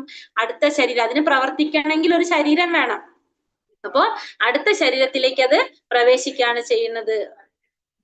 അപ്പൊ അത് ഒന്നും കൂടി നമുക്ക് ഒരു ഉദാഹരണം പറയണ, ഒരു കാറ്, നമുക്കൊരു കാറ് കിട്ടിക്കഴിഞ്ഞാൽ തന്നെ ഓടിക്കാൻ സാധിക്കോ? ഇല്ല. നമുക്കൊരു ഡ്രൈവർ വേണം കാർ ഓടിക്കണമെങ്കിൽ, ഇല്ല. ആ കാറ് ഓടിക്കണമെങ്കിൽ ഒരു ഡ്രൈവർ ഉണ്ടെങ്കിൽ നമുക്കതിന് സാധിക്കുള്ളൂ കാർ ഓടിക്കാനായിട്ട്. അപ്പൊ അതേപോലെ തന്നെയാണ് ആത്മാവിനൊരു ശരീരം ഉണ്ടെങ്കിൽ അതിന് പ്രവർത്തിക്കാനായിട്ട് സാധിക്കുള്ളൂ. അപ്പോ നമ്മൾ ഈ പറഞ്ഞ നമുക്ക് മാത്രമല്ല എല്ലാ ജീവിവർഗങ്ങളുടെ അവസ്ഥയും ഇത് തന്നെയാണ്. 84 ലക്ഷം ജീവിവർഗങ്ങളുണ്ട്. എത്രയാണ്? 84 ലക്ഷം ജീവിവർഗങ്ങളാണുള്ളത്. ഈ 84 ലക്ഷം ജീവിവർഗങ്ങളും എങ്ങനെ തന്നെയാണ്? ഈ പറഞ്ഞ അവസ്ഥയിലാണ്. നമ്മൾ ഈ പറഞ്ഞ പോലെ തന്നെ ബാല്യം, കൗമാരം, യൗവനം, വാർദ്ധക്യം ഇതിലൂടെ കടന്നു പോകും. അതിനുശേഷം നമ്മൾ ആ ശരീരം ഉപയോഗിക്കാൻ പറ്റാതെ വരുമ്പോ ആത്മാവ് എന്ത് ചെയ്യും? അടുത്ത ശരീരം സ്വീകരിക്കും. അത് മനുഷ്യരെ പോലെ തന്നെ എല്ലാ മൃഗങ്ങളും എല്ലാതും എങ്ങനെയാണ്? ഇതേപോലെ തന്നെയാണ് പോകുന്നത്. എല്ലാവർക്കും എന്തുണ്ട്? ആത്മാവുണ്ട്, ആ ശരീരമുണ്ട്. ആ ശരീരം പലവിധ മാറ്റങ്ങൾ സംഭവിച്ചുകൊണ്ടേയിരിക്കും. ആ മാറ്റങ്ങൾ വന്ന് ലാസ്റ്റ് ഉപയോഗിക്കാൻ പറ്റാതെ വരുമ്പോ അതിന്റെ ആത്മാവ് എന്ത് ചെയ്യും? അടുത്ത ശരീരത്തിലേക്ക് പോകാണ് ചെയ്യുന്നത്. അപ്പൊ ആത്മാവ് എന്ന് പറയുന്നത് എന്ത് നമുക്ക് മനസ്സിലായി? നശിക്കാത്തതാണ്. അപ്പൊ നമ്മൾ എന്ന് പറയുന്നത് എന്താണ്? നമ്മളപ്പോ ശരീരമാണോ ആത്മാവാണോ? ഹരേ കൃഷ്ണ. നമ്മുടെ ആത്മാവാണ്. നമ്മൾ ആത്മാവാണ്. കാരണം നമ്മളെ ശരീരം എന്ന് പറയുന്നത് നശിച്ചു പോകും. പക്ഷെ സ്ഥിരമായിട്ട് നിൽക്കുന്നത് എന്താണ്? ആത്മാവാണ് സ്ഥിരമായിട്ട് അവിടെ നിൽക്കുന്നത്. ഒന്നും കൂടി നമുക്ക് എന്ത് പറഞ്ഞു തരാണ്? ഇപ്പോ ഇവിടെ ഒരു കൂടും കാണുന്നുണ്ട്, അതിലൊരു പക്ഷിയും കാണുന്നുണ്ട്, അല്ലെ? ഈ കൂട് എന്ന് പറയുന്നത് നമ്മുടെ ശരീരവും അതിലിരിക്കുന്ന പക്ഷി ആത്മാവുമാണെങ്കിൽ നമ്മൾ എന്താ ചെയ്തുകൊണ്ടിരിക്കുന്നത്? എന്നിട്ടും നമ്മളെ ഈ കൂട്, അതായത് നമ്മളെ ശരീരമാണ് നമ്മൾ ശ്രദ്ധിച്ചുകൊണ്ടേയിരിക്കുന്നത്. നമ്മൾ അതിന് വേണ്ടിയിട്ട്, അതിനെ പോഷിപ്പിക്കാൻ വേണ്ടിയിട്ട് നമ്മൾ എന്തൊക്കെ ചെയ്യാൻ സാധിക്കും അതൊക്കെ നമ്മൾ ചെയ്തുകൊണ്ടിരിക്കും. പക്ഷെ നമ്മൾ എന്ത് ചെയ്യുന്നില്ല? ആ കൂട്ടിലിരിക്കുന്ന പക്ഷിയെ, അതായത് നമ്മുടെ ഉള്ളിലെ ആത്മാവിനെ നമ്മൾ ശ്രദ്ധിക്കുന്നില്ല. നമ്മൾ ആ ജീവാത്മാവിനെ കുറിച്ച് ശ്രദ്ധിക്കുന്നില്ല. ആ ജീവാത്മാവിന് നമ്മൾ ഒന്നും കൊടുക്കുന്നില്ല. ആ ജീവാത്മാവിന് വേണ്ടത് എന്താണ്? നമ്മൾ പറഞ്ഞു ആത്മാവിന് സാക്ഷാത്കാരം നേടാനായിട്ട് സാധിക്കണമെന്ന്. ഇപ്പൊ നമ്മളെ അച്ഛന്റെ അമ്മയുടെ അടുത്ത് പോകുമ്പോൾ നമുക്ക് ഭയങ്കര സന്തോഷമായിരിക്കും, അല്ലെ? കാരണം വെച്ചെന്നെങ്കിൽ നമ്മൾ ഈ ഭൗതിക ലോകത്തിൽ നമ്മൾ കാണുന്നത് നമ്മുടെ അച്ഛനും അമ്മയാണ്. അപ്പൊ അവരുടെ അടുത്ത് പോകുമ്പോൾ നമുക്ക് സന്തോഷം കിട്ടും. ആ ആത്മാവിന് സന്തോഷിക്കണമെങ്കിൽ എന്ത് വേണം? അതിന് സാക്ഷാത്കാരം കിട്ടണം. ആത്മാവ് എന്ന് പറയുന്നത് ഭഗവാന്റെ അംശമാണ്. അപ്പൊ അതിന് സാക്ഷാത്കാരം കിട്ടണമെങ്കിൽ എന്ത് വേണം? അതിന് ഭഗവാന്റെ അടുത്തേക്ക് പോകാനായിട്ട് സാധിക്കണം. അപ്പൊ അതിന് സാധിക്കാത്തടത്തോളം അതെങ്ങനെയാ സാധിക്കുക? ഭഗവാന്റെ നാമം ജപിച്ചിലൂടെ, അല്ലെങ്കിൽ ഭഗവാന്റെ കഥകൾ കേൾക്കുന്നതിലൂടെ, ഭഗവത് സാക്ഷാത്കാരത്തിലൂടെയാണ് അത് സാധിക്കുന്നത്. അപ്പൊ അതിനത് പറ്റില്ലെങ്കിൽ അതെന്താ സംഭവിക്കുന്നത്? അത് ഇല്ലാതാകാണ് ചെയ്യുന്നത്. അപ്പൊ നമ്മൾ എന്താ ചെയ്തുകൊണ്ടിരിക്കുന്നത്? നമ്മുടെ ശരീരത്തിനെ പോഷിപ്പിക്കാനാണ് നമ്മൾ ചെയ്തുകൊണ്ടിരിക്കുന്നത്. അതിൻ്റെ ഉള്ളിലിരിക്കുന്ന ആത്മാവിനെ കുറിച്ച് നമ്മൾ ചിന്തിക്കുന്നില്ല. എപ്പോഴും നമ്മൾ ശരീരത്തിന്റെ ആവശ്യങ്ങൾ കണ്ടറിഞ്ഞ് പ്രവർത്തിച്ചു കൊണ്ടേയിരിക്കും. പക്ഷെ നമ്മൾ എന്ത് ചെയ്യുന്നില്ല? ആ ആത്മാവിനെ കുറിച്ച് നമ്മൾ ഒട്ടും ചിന്തിക്കുന്നില്ല. ഇപ്പൊ നമ്മൾ പറഞ്ഞു ശരീരത്തിന്റെ ആവശ്യങ്ങൾ, അല്ലെ? അതായത് ഇപ്പൊ നമ്മളൊരു ചെറിയൊരു പ്രായത്തിലാണെങ്കിൽ നമ്മൾ എന്താണ്? ട്രൈസൈക്കിൾ ഉപയോഗിക്കും. അത് കഴിഞ്ഞ് നമ്മൾ സൈക്കിൾ മേടിച്ചു, 2 വീലർ മേടിച്ചു, അത് കഴിഞ്ഞ് കാറ് മേടിച്ചു. അതായത് നമ്മുടെ ആവശ്യങ്ങൾ അനുസരിച്ച് നമുക്ക് എങ്ങനെയാണോ വേണ്ടത് അതിനനുസരിച്ച് നമ്മൾ ആ ശരീരത്തിന്റെ ആവശ്യങ്ങൾക്കനുസരിച്ച് ഓരോ സമയത്തും ഓരോ കാലഘട്ടത്തിലും നമ്മൾ അതൊക്കെ പ്രവർത്തിച്ചു കൊണ്ടിരിക്കും. പക്ഷെ ഒരിക്കൽ പോലും നമ്മൾ എന്തിനെ കുറിച്ച് ചിന്തിക്കുന്നില്ല? ആത്മാവിനെ കുറിച്ച് നമ്മൾ ചിന്തിക്കുന്നില്ല.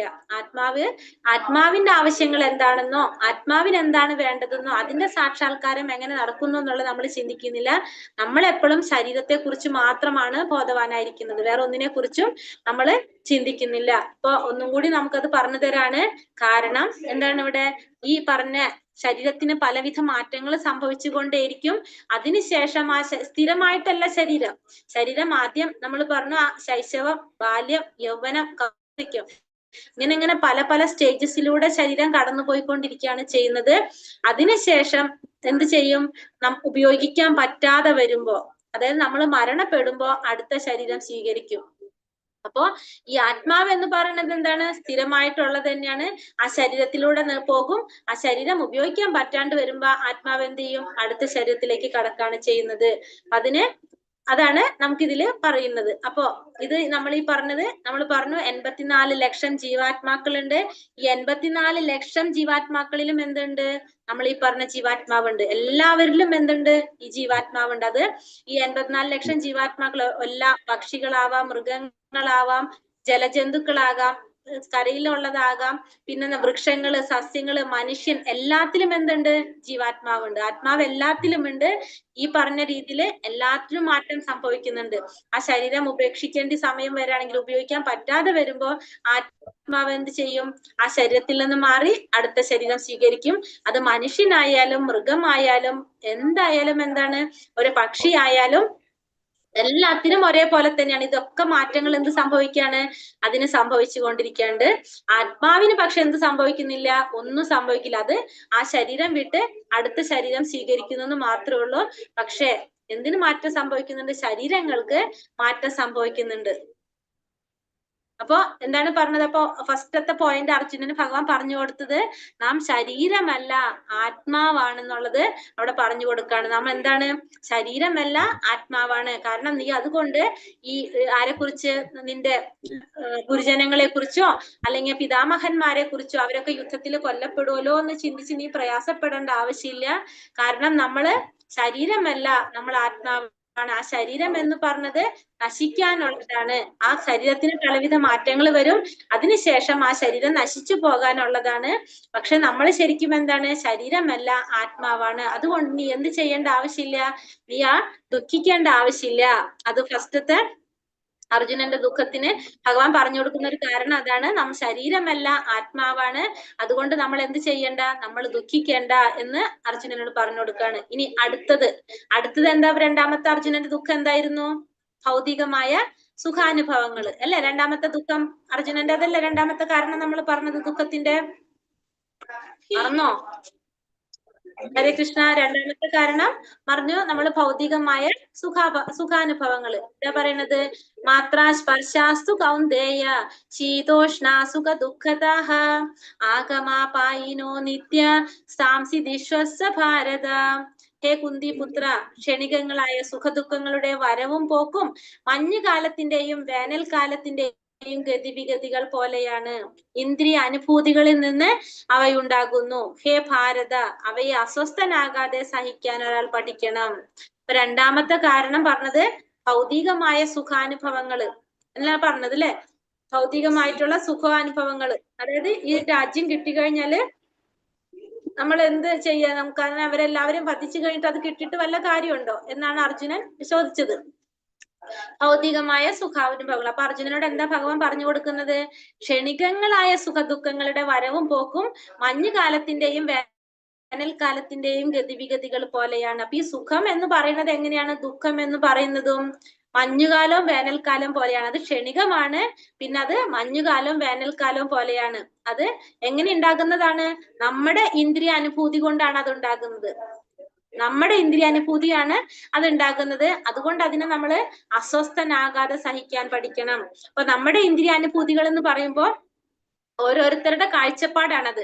ചിലപ്പോ എനിക്കുണ്ടാകുന്ന സന്തോഷം വേറൊരാളുടെ ദുഃഖമായിരിക്കാം, അല്ലെങ്കിൽ അവർക്കുണ്ടാകുന്ന സന്തോഷം എന്റെ ദുഃഖമായിരിക്കാം.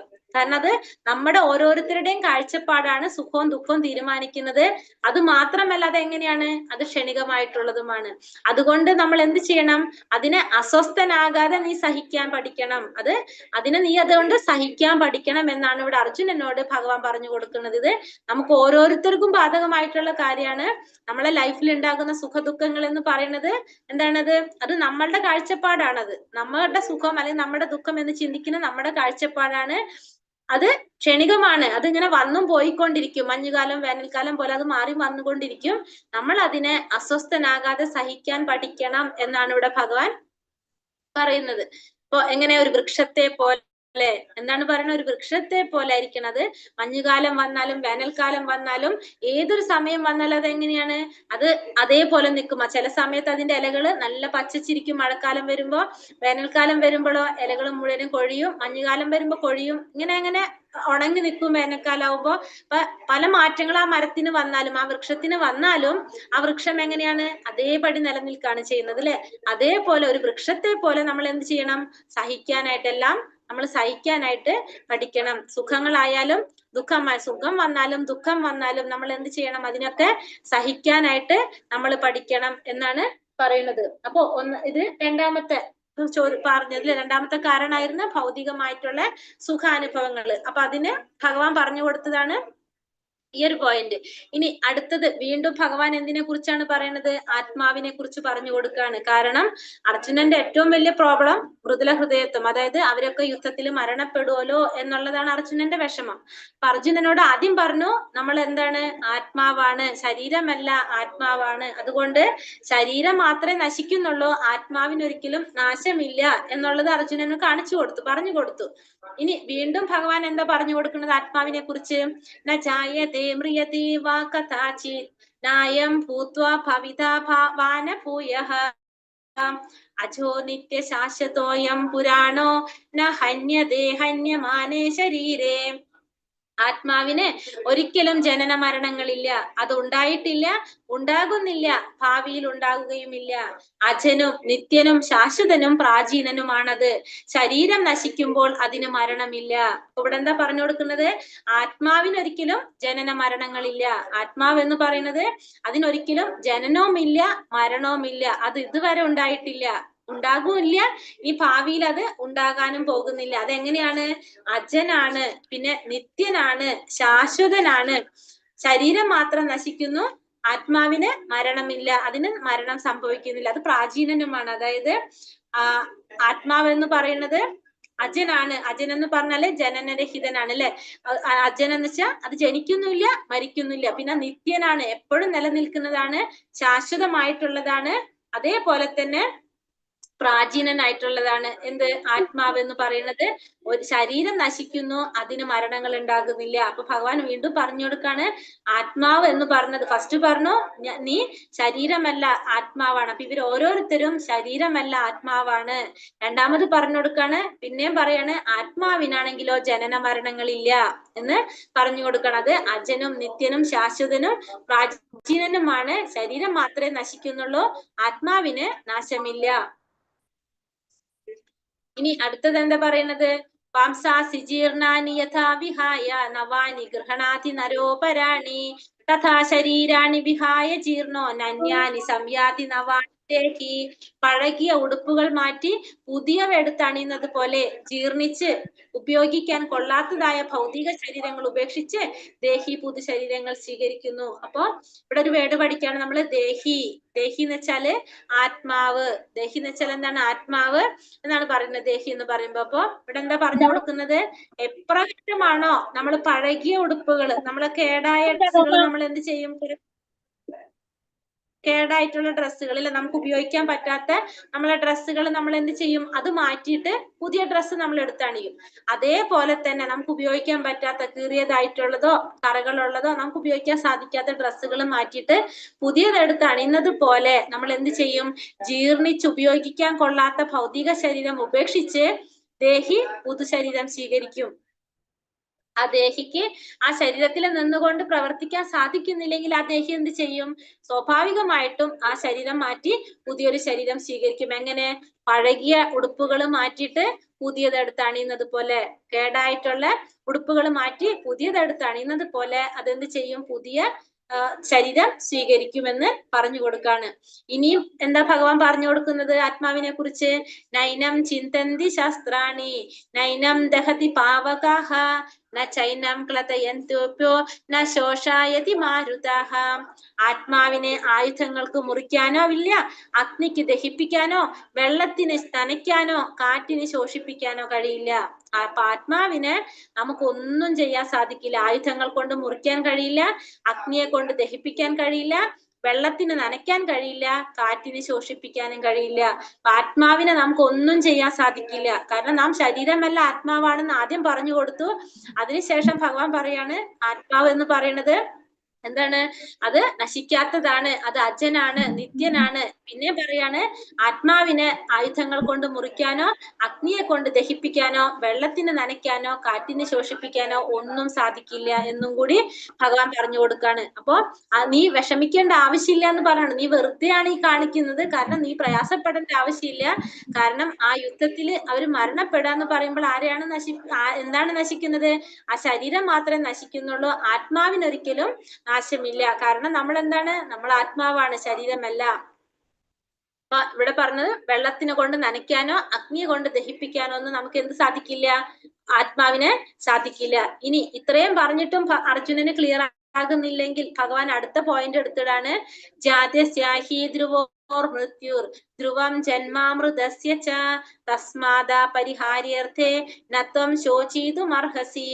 ജനിച്ചവന് മരണം നിശ്ചിതമത്രേ, മരിച്ചവന് ജനനവും.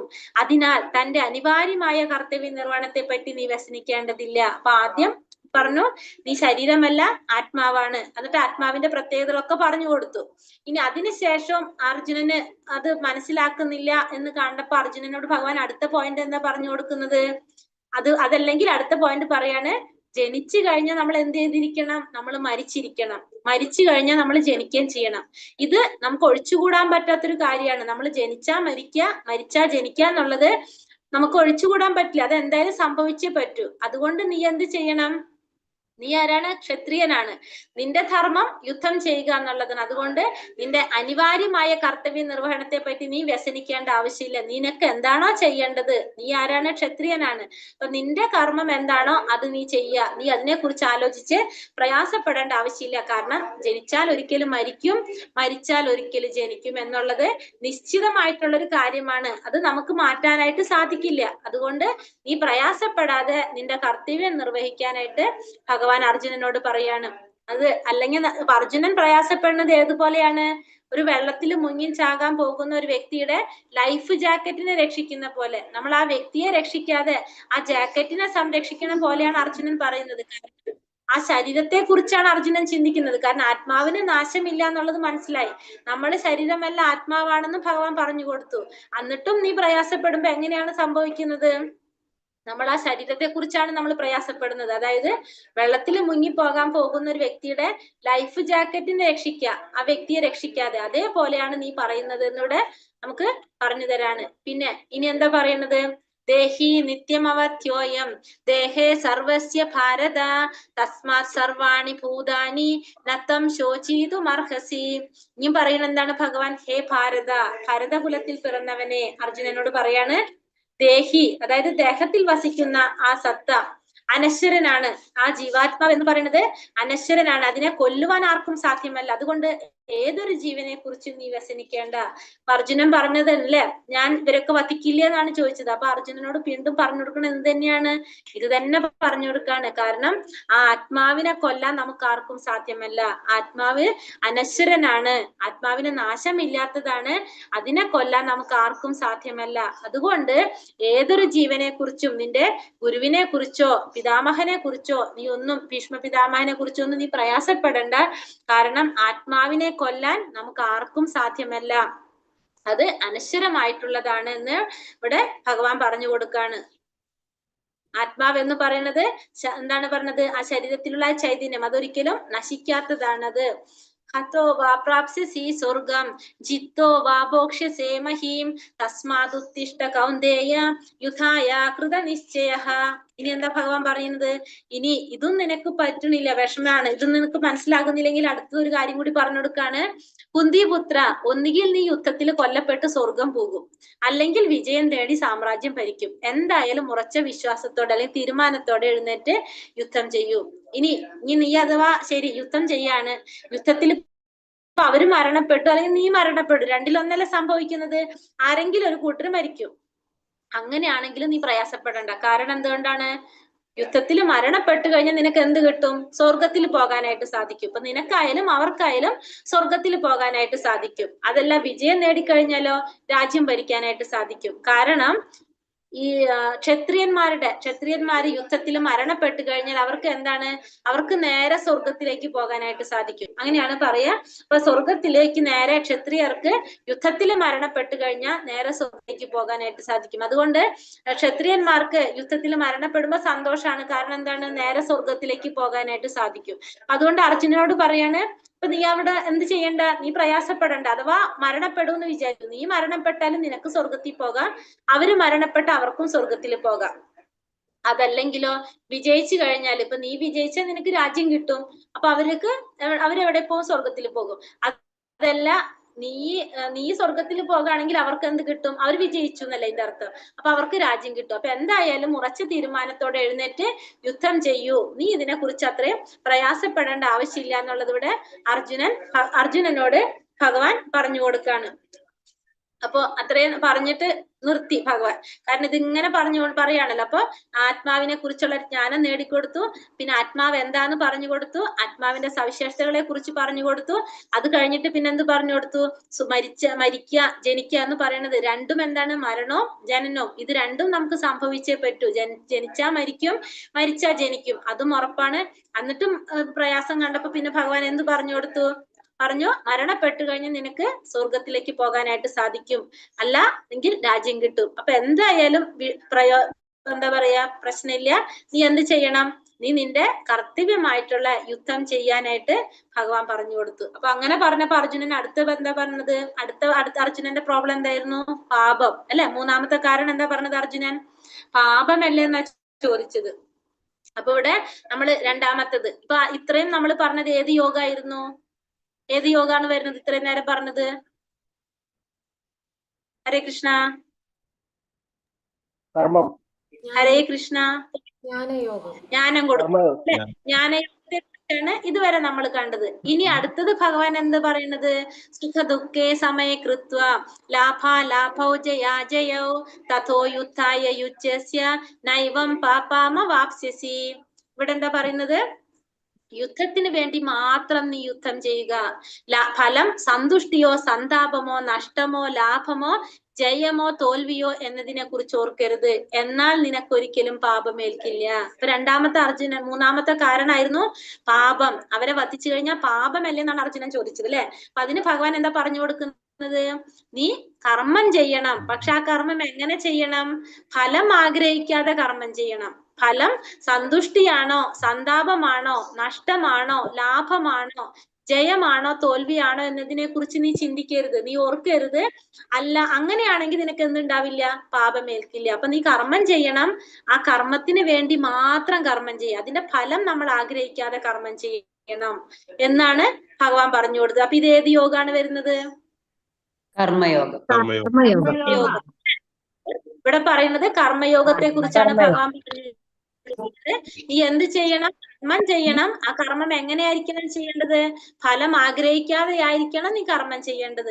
ഒരിക്കലും അതിന്റെ ഫലം ആഗ്രഹിക്കരുത്. നഷ്ടമാണോ ലാഭമാണോ ജയമാണോ തോൽവിയാണോ ഫലം സന്താപമാണോ സന്തുഷ്ടിയാണോ ഒന്നും ഒരിക്കലും ചിന്തിക്കാൻ പാടില്ല. നിന്റെ ഉത്തരവാദിത്വം എന്താണ്, കർമ്മം യുദ്ധം ചെയ്യാന്നുള്ളതാണ്. അങ്ങനെ മാത്രം ചിന്തിച്ച് നീ യുദ്ധം ചെയ്യുക. അല്ലാതെ ഇപ്പൊ ദുര്യോധനൻ തന്നെ ഉപദ്രവിച്ചതാണ്, അപ്പൊ ദുര്യോധനനെ തോൽപ്പിക്കാൻ വേണ്ടിയിട്ട് ചെയ്യാണ് എന്നൊന്നും ചിന്തിക്കാതെ എന്റെ ഒരു ഉത്തരവാദിത്തമാണ്, ഞാൻ ക്ഷത്രിയനായതുകൊണ്ട് ക്ഷത്രിയ ധർമ്മമാണ് യുദ്ധം ചെയ്യുക എന്ന് മാത്രം ചിന്തിച്ചുകൊണ്ട് നീ യുദ്ധം ചെയ്യുകയാണെങ്കിൽ നിനക്കൊരിക്കലും എന്ത് സംഭവിക്കില്ല, നിനക്കൊരിക്കലും പാപമേൽക്കേണ്ടി വരില്ല എന്നിവിടെ ഭഗവാൻ പറയണം. അപ്പൊ നമ്മൾ ചെയ്യുന്ന കർമ്മങ്ങള് നമ്മൾ അതിന്റെ ഫലം ആഗ്രഹിച്ച് ചെയ്യാനായിട്ട് പാടില്ല, ഫലം ആഗ്രഹിക്കാതെ കർമ്മം ചെയ്യണം. രണ്ടാമത്തെ അപ്പൊ കർമ്മയോഗം പറഞ്ഞു കൊടുത്തു. ഇനി ഭഗവാൻ അടുത്തതിലേക്ക് തിരിയാണ്. അടുത്തത് ഇനി ഏത് യോഗം കൂടി ബാക്കിയുണ്ട് നമുക്കവിടെ, കർമ്മയോഗം പറഞ്ഞപ്പോ ജ്ഞാനയോഗം പറഞ്ഞില്ല, അത് ജ്ഞാനയോഗം ഭക്തിയോഗത്തെ കുറിച്ചാണ്. അടുത്തതിന് എന്താണ്, ഭക്തിയോഗത്തെ കുറിച്ചാണ് ഇവിടെ പറയുന്നത്. ഭക്തിയോഗത്തെ കുറിച്ച് എന്താ പറയുന്നത്, നേഹാഭിക്രമിനാശോസ്തി പ്രത്യവായോന വിദ്യതേ സ്വൽപമപ്യസ്യ ധർമ്മസ്യ ത്രായതേ മഹതോഭയാത്. എന്താ പറയുന്നത് ഇവിടെ, നഷ്ടമോ ലാഭമോ ഈ ഉദ്യമത്തിലില്ല, ഈ വഴിക്കുള്ള ചെറിയൊരു മുന്നേറ്റവും മഹാഭയങ്ങളിൽ നിന്ന് രക്ഷപ്പെടുത്തുന്നു. അപ്പൊ നഷ്ടോ ലാഭോ ഒന്നും ഈ ഉദ്യമത്തിലില്ല. ചെറിയൊരു മുന്നേറ്റം പോലും എന്ത് സംഭവിക്കാണ്? മഹാഭയങ്ങളിൽ നിന്നും രക്ഷപ്പെടുത്തുന്നു എന്ന് പറയാണ്. അതായത് ഭക്തിയോഗത്തെ കുറിച്ച് നമ്മൾ പറഞ്ഞു. ഭക്തിയോഗം എന്ന് പറഞ്ഞാല് ഭഗവാനിലേക്ക് നേരിട്ട് എൻട്രി ആണ് അല്ലെ, ഭഗവാനെ നേരിട്ട് എൻട്രി ആണ്. അപ്പൊ ഭക്തിയോഗം നമ്മൾ ചെയ്യാണ്. ഭക്തിയോടെ ഭഗവാന് വേണ്ടിയിട്ട് എല്ലാം ഭഗവാന് സമർപ്പിച്ചുകൊണ്ട് ഭഗവാന് വേണ്ടി ചെയ്യുകയാണെങ്കിൽ അതെന്താണ്? അതിന്റെ ഫലം നമ്മൾ പറയാം സ്വല്പം അഭ്യസ്യ ധർമ്മസ്യ എന്നാ പറയുന്നത്. സ്വല്പം ചെയ്താൽ പോലും നമ്മൾ എന്ത് വരാണ്? മഹാഭയങ്ങളിൽ നിന്ന് രക്ഷപ്പെടുത്തും. ഭഗവാന് വേണ്ടി ചെയ്യുന്ന കാര്യം ചെറുതായിട്ട് ചെയ്താലും നമ്മളെ ഭഗവാൻ എന്ത് ചെയ്യാണ്? കൂടെ പിടിക്കുകയാണ്, നമ്മളെ സംരക്ഷിക്കുകയാണ് ചെയ്യുന്നത്. അപ്പൊ അതിന് ഇവിടെ നമുക്ക് ഈ പിക്ചർ കാണുന്നത് ആരാണ്? ശ്രീരാമസ്വാമിയാണ് അല്ലെ. ശ്രീരാമസ്വാമിയുടെ കയ്യിൽ ആരുണ്ട്? അണ്ണാറൻ ഉണ്ട്. അണ്ണാറൊക്കെയാണ് സ്ക്വയറിലുണ്ട് അല്ലെ. ആ അണ്ണാറൻ നമുക്കറിയാം സേതുബന്ധന സമയത്ത് ശ്രീരാമസ്വാമിയെ സഹായിക്കാനായിട്ട് കുറെ വാനരപ്പടയും എല്ലാവരും ഉണ്ടായിരുന്നു. അപ്പൊ എല്ലാവരും അവരെ കൊണ്ട് പറ്റാവുന്ന വലിയ വലിയ കാര്യങ്ങൾ അവർ ചെയ്തുകൊണ്ടിരിക്കുകയാണ്. അപ്പൊ ഈ അണ്ണാറൻ എന്താ ചെയ്യുന്നത്? തന്നെ കൊണ്ട് പറ്റാവുന്ന രീതിയിൽ ഭഗവാനെ സഹായിക്കുകയാണ് ചെയ്തത്. അദ്ദേഹം അണ്ണാറൻ എന്താ ചെയ്യുന്നത്? സമുദ്രത്തിൽ പോയിട്ട് ആ വെള്ളത്തിൽ മുങ്ങും. വെള്ളത്തിൽ മുങ്ങുമ്പോ മേല് മുഴുവൻ നനയും. നന്നിട്ട് കരയിൽ വന്നിട്ട് ആ മണ്ണിൽ കിടന്നുരുളും. അപ്പൊ എന്താണ്? ശരീരത്തിൽ മണ്ണ് പറ്റും. ആ മണ്ണ് പിന്നെ വീണ്ടും സമുദ്രത്തിൽ ചെന്ന് മുങ്ങും. അപ്പൊ എന്താണ്? ആ മണ്ണ് അതിലേക്ക് വീഴും. അങ്ങനെ ആ സേതുബന്ധനത്തിന്റെ സമയത്ത് തന്നെ കൊണ്ട് പറ്റാവുന്ന രീതിയിലുള്ള സഹായം ആര് ചെയ്യാണ്? അണ്ണാറൻ ചെയ്യാണ്. അതേപോലെ തന്നെ ഹനുമാൻ സ്വാമി ലങ്കാദഹനം ചെയ്യുന്നത്, അപ്പൊ ലങ്ക ചുട്ടരിക്കാൻ. അപ്പൊ അങ്ങനത്തെ ഓരോ പ്രവർത്തികളും ആര് ചെയ്യാണ്? ഈ ഭഗവാന് വേണ്ടിയിട്ട് ചെയ്യാണത്. ഭഗവത് സേവനമായിട്ട് ചെയ്യണം. അപ്പൊ ആ ചെയ്യുന്ന ചെറിയൊരു പ്രവൃത്തി, ചെറിയൊരു മുന്നേറ്റം ഭഗവാൻ എന്ത് ചെയ്യാണ്? മഹാഭയങ്ങളിൽ നിന്ന് നമ്മളെ രക്ഷപ്പെടുത്താണ് ചെയ്യുന്നത്. നമ്മൾ ഒരു സ്റ്റെപ്പ് ഭഗവാന്റെ അടുത്തേക്ക് വെക്കുമ്പോ ഭഗവാൻ ഒരു 10 സ്റ്റെപ്പ് നമ്മുടെ മുന്നിലേക്ക് വെക്കും. അപ്പൊ അങ്ങനെ ഭക്തിയുടെ സേവനത്തിലൂടെ ഭഗവാൻ എന്ത് ചെയ്യാണ്? ഭഗവാൻ നമ്മൾ ചെയ്യുന്നതിലൂടെ ഭഗവാൻ നമുക്ക് കൂടെ നിൽക്കുകയാണ്, നമ്മളെ സംരക്ഷിക്കുകയാണ് ചെയ്യുന്നത്. അപ്പൊ അതാണ്. അപ്പൊ മൂന്നാമത്തെ കാര്യം നമുക്കിവിടെ ഭക്തിയോഗം ഭഗവാനോട് പറഞ്ഞു കൊടുത്തു. അപ്പൊ ഒന്നുകിൽ നീ എന്ത് ചെയ്യണം? കർമ്മം ചെയ്യണം, ഫലം ആഗ്രഹിക്കാതെ കർമ്മം ചെയ്യണം. പിന്നെ അടുത്തത് എന്ത് പറഞ്ഞു? ഭക്തിയോഗം ചെയ്യാന്ന്. ഭക്തിയോഗം ചെയ്യാന്ന് വെച്ചാല് ഫുള്ള് ഭഗവാന് വേണ്ടിയിട്ട് ചെയ്യാം. അങ്ങനെ നമുക്ക് ചെയ്യാനായിട്ട് സാധിക്കും. പക്ഷെ പിന്നെന്താ പറയുന്നത് അടുത്തത്? വ്യവസായാത്മിക ബുദ്ധി രേഖേഹ കുരു നന്ദന ബഹുശാഖ ഹന്യന്താശ്ച ബുദ്ധയോ വ്യവസായിനാം. ഈ വഴിക്ക് പോകുന്നവർ നിശ്ചയദാർഢ്യമുള്ളവരാണ്, ലക്ഷ്യവും ഒന്നു മാത്രം. കുരുനന്ദന ദൃഢനിശ്ചയില്ലാത്തവരുടെ ബുദ്ധിയാകട്ടെ പല ശാഖകളോട് കൂടിയതാണ്. അപ്പൊ ഈ വഴിക്ക് പോകുന്നവർ, ഇപ്പൊ നമ്മൾ എന്തിനെ കുറിച്ചാ പറഞ്ഞത്? എന്തിനെ കുറിച്ചാ ഇപ്പൊ നമ്മൾ പറഞ്ഞുകൊണ്ടിരുന്നത്? ഭക്തിയോഗത്തെ കുറിച്ച് അല്ലെ. ആ ഭക്തിയോഗത്തെ കുറിച്ച്. ആ ഭക്തിയുടെ സേവനത്തിലേക്ക് പോകുന്നവര്, ഭക്തിയോഗത്തിൽ ചെയ്യുന്നവര് എങ്ങനെയുള്ളവരാണ്? നിശ്ചയദാർഢ്യമുള്ളവരാണ്. അവരുടെ ലക്ഷ്യം ഒന്നു മാത്രം. എന്താണ്? ഭഗവത് പ്രാപ്തി, ഭഗവാനെ പ്രാപിക്കുക, പരമപദം പ്രാപിക്കുക എന്നുള്ളത് മാത്രമാണ് അവരുടെ ലക്ഷ്യം. അവർക്ക് നിശ്ചയദാർഢ്യമുണ്ട്. പക്ഷെ ഈ നിശ്ചയദാർഢ്യം ഇല്ലാത്തവരുടെ ബുദ്ധി എങ്ങനെയായിരിക്കും? പല ശാഖകളോട് കൂടിയായിരിക്കും. അവർക്ക് ഈ വഴി കൂടെ പോണോ, ഇപ്പുറത്തെ വഴി കൂടെ പോണോ, ഏത് വഴി കൂടെ പോണെന്ന് അവർക്കൊരു നിശ്ചയം ഉണ്ടാവില്ല. പക്ഷെ ഭക്തിയുടെ സേവനം ചെയ്യുന്നവരുടെ, ഭക്തിയോഗത്തിലുള്ളവരുടെ ബുദ്ധി എങ്ങനെയാണ്? അവര് നിശ്ചയദാർഢ്യമുള്ളവരാണ്. അവരുടെ ലക്ഷ്യം ഒന്ന് മാത്രമായിരിക്കും, ഭഗവത് സേവനം. ഭക്തിയുടെ സേവനത്തിലൂടെ ഭഗവാനെ പ്രാപിക്കുക എന്നുള്ളത് മാത്രമാണ് അവരുടെ ലക്ഷ്യം. അർജുനൻ എങ്ങനെയുള്ള വ്യക്തിയാണ്? അത്രയും നിശ്ചയദാർഢ്യമുള്ള ഒരു വ്യക്തിയാണ് അർജുനൻ. ആ അർജുനനാണ് ഇപ്പൊ എന്ത് പറയുന്നത്? ഇതൊക്കെ ഇവിടെ പറയുന്നത്. പക്ഷെ എങ്ങനെയുള്ളവർക്ക് നിശ്ചയദാർഢ്യം ഉണ്ടാവില്ല എന്ന് കൂടി ഭഗവാൻ പറയുന്നുണ്ട്. ഭോഗൈശ്വര്യ പ്രസക്താനാം തയാ ബഹൃത ചേതസാം വ്യവസായാത്മിക ബുദ്ധി സമാധൗന വിധീയതേ.